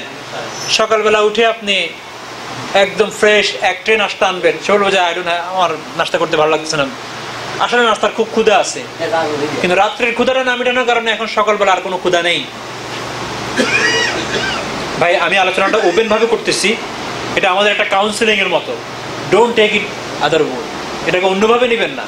বিষয়টা এখানেই নিহত, সাবজেক্টটা লেগে আছে রাত্রে। আপনি সকালেরটা আসি ইমাম সাহেবের কাছে বলতেছেন যে উনাকে আমি সকালে নাস্তা দিলাম, উনার প্রথম বিহেভটা শুনেন, হুজুর আমি সকাল ভোরে উঠে 5 পদের জিনিস বানাই উনার সামনে আনলাম, উনি নাস্তা না খেয়ে চলে গেল। এটা কি ধরনের ইগনোরেন্ট করা, আমাকে অ্যাভয়েড করা? আমি কি কম সুন্দর? আপনি জানেন উনি আমাকে কিভাবে অ্যাভয়েড করে। আর আপনি যে রাত্রে অ্যাভয়েড করেছেন, সেটা কিন্তু কলমটা ওখান থেকে শুরু হয় না, কথা এখান থেকে শুরু হয়, কেসের লেখা এখান থেকে শুরু হয়, কিন্তু কেস তো ওখান থেকে শুরু হবে। বুঝতে পারতেছেন ভাই? তো অপরাধ তো ওখান থেকে শুরু হয়ে গেছে, আমরা বলি এখান থেকে। তো অহেতুক তিক্ততা আচরণ শুরু করবেন এবং আপনার প্রতি তার ভালোবাসাতে ঘাটতি হতে পারে। কাজেই কথা শুনে রাখবেন, কাজে ইসলাম সম্মত কোনো কারণ, ইসলাম সম্মত যদি কোনো কারণ না থাকে তাহলে অজুহাত দেখাবেন না। যেমন আপনার এখন বিশেষ সময় যাচ্ছে, পিরিয়ড যাচ্ছে, যেটাকে মাসিক বলি আমরা, ঋতু আছে না, মাসিক যায় না আমাদের মাদের 7 দিন 8 দিন 10 দিন ম্যাক্সিমাম সময় থাকে, যখন নামাজ নেই, কালাম নেই, কোরআন তেলাওয়াত নেই, এবং সে সময় স্ত্রী মিলনও নিষিদ্ধ। খুব ভালো, এটা তো তারপরে আরো ডাক্তার নিষেধ করেছেন, অথবা ডাক্তারি কোনো, সেটা ভিন্ন। এই ধরনের মানে শরীয়ত সম্মত কোনো নিষেধাজ্ঞা না থাকলে সহজে অজুহাত দেখানোর চেষ্টা করবেন না। হাদিসে পাকে আছে, রাসূল আকরাম সাল্লাল্লাহু আলাইহি ওয়াসাল্লাম বলেন, হাদিসটা কিন্তু বুখারীর হাদিস, 4814 নম্বর বা 54 নম্বর হাদিস। আল্লাহ রাসূল সাল্লাল্লাহু আলাইহি ওয়াসাল্লাম বলেন, যদি কোনো পুরুষ তার স্ত্রীকে তার সাথে একই বিছানায় শোয়ার পরে তাকে ডাকে, আর স্ত্রী পুরুষের আহ্বানে সাড়া না দেয়, না দিয়ে অস্বীকার করে, তবে সকাল পর্যন্ত ফেরেশতারা ওই মহিলার উপর লানত বর্ষণ করতে থাকে, সকাল পর্যন্ত লানত বর্ষণ করতে থাকে। বুখারীর হাদিস। আমি আবারও ক্লিয়ারিফাই করতেছি, অনেক স্ত্রীরা এই হাদিস শোনার পরে বলা যায় এটা কেমন যেন একচোখা হয়ে গিয়েছে। এভাবে বলবেন না হাদিসকে। আমি এক্সপ্লেন করেছি, শরীয়ত সম্মত কোনো এক্সকিউজ না থাকলে এরকম করা ঠিক না।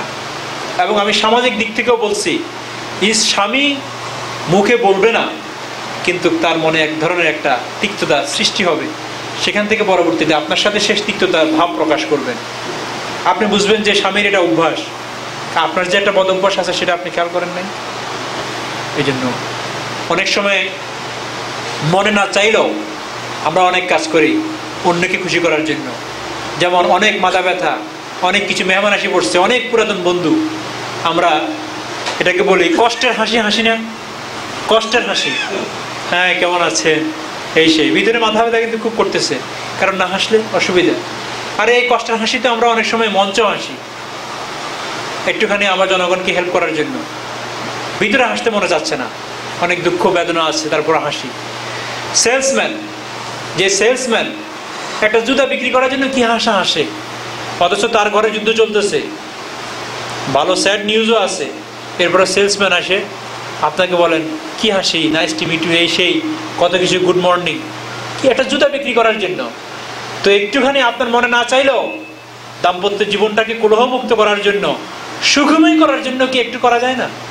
কি ভাই, আরে জুতা বিক্রি করার জন্য যদি করতে হাসতে পারে, জুতা বিক্রি করার জন্য যদি শারীরিক অঙ্গ প্রত্যঙ্গগুলো নড়াচড়া করে, বডি ল্যাঙ্গুয়েজগুলো ব্যবহার করতে পারে, এটা জুতা বিক্রি করবে, 2 টাকা লাভ হবে হয়তো। আপনার দাম্পত্য জীবনটাকে কলহমুক্ত করার জন্য পারা যায় না? ওই অজুহাতগুলো দূর করে, আপনারা তো চাচ্ছেন না, মনে চেষ্টা করি, ইনশাআল্লাহ কাজ হবে। দেখেন এগুলো ছোট ছোট বিষয়, কিন্তু এই ছোট ছোট বিষয়গুলো কিন্তু বড় ধরনের বিপদকে ডেকে আনে।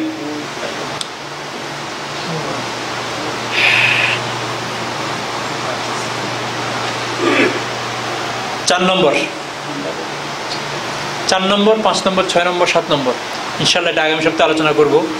যেটু ব্যাখ্যার প্রয়োজন আস্তে আস্তে এটা নিয়ে আগামী সপ্তাহে আলোচনা হবে। আল্লাহ যদি হেফাজত, আল্লাহ তাআলা যদি আমাদের সবাইকে উপস্থিত করেন এবং সবাই যদি হায়াতে বাঁচায় থাকি, এটাও আলোচনা করব। পাশাপাশি ওই 7টি গোপন কথা যা একজন মা বা একজন স্ত্রী বলতে চান না, সেটাও ইনশাআল্লাহ আলোচনায় আনবো। এ পর্যন্ত থাকুক আজকের আলোচনা। ওয়া আখিরু দাওয়ানা আলহামদুলিল্লাহি রাব্বিল আলামিন।